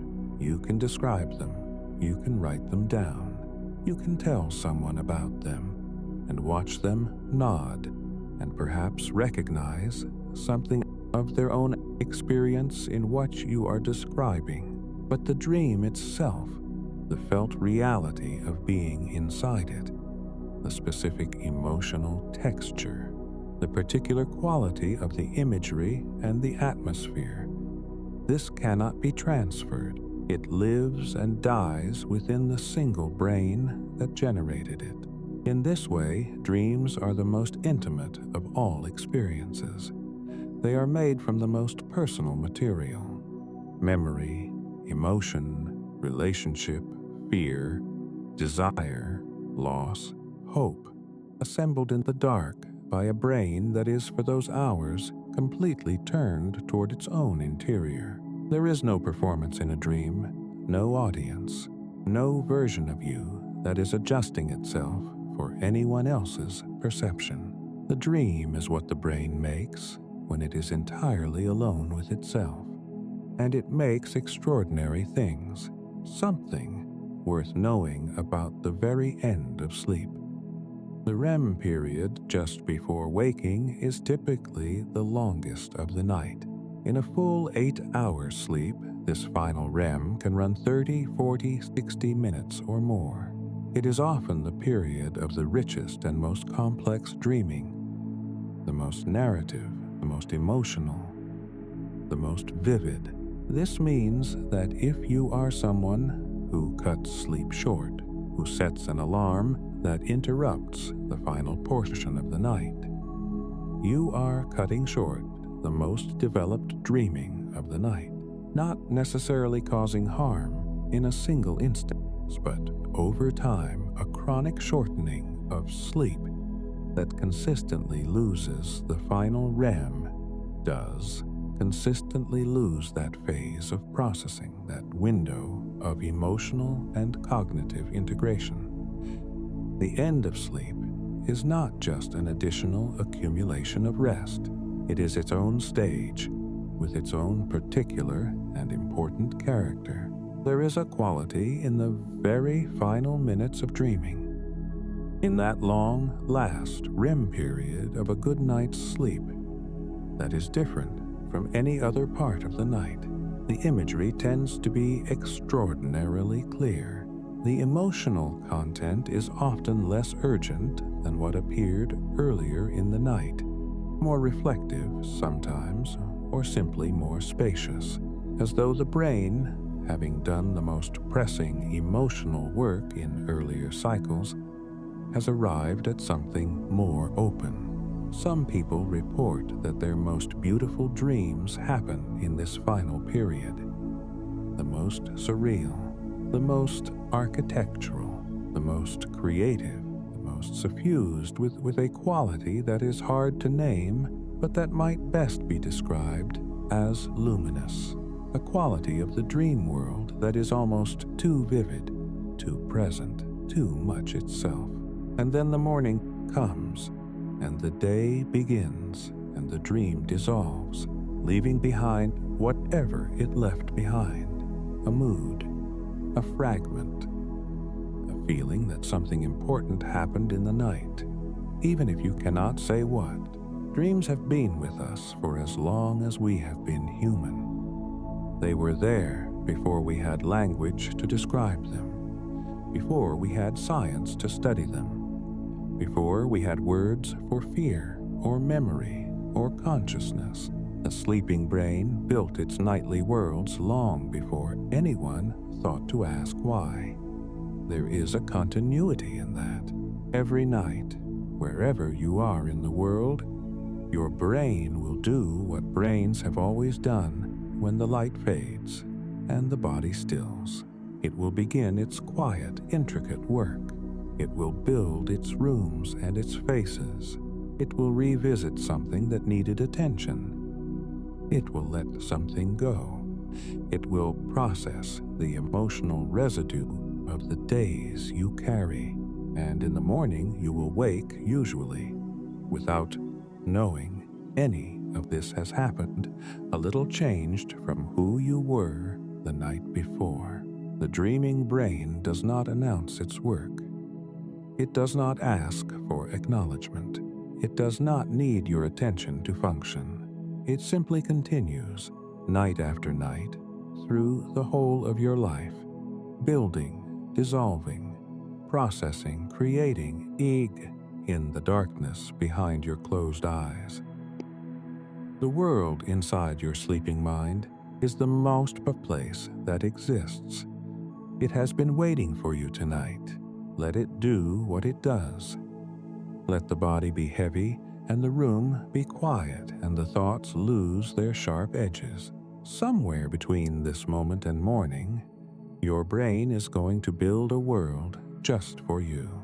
It is going to use everything it has, every face it has ever seen, every place it has ever been, every feeling it has ever tried to make sense of.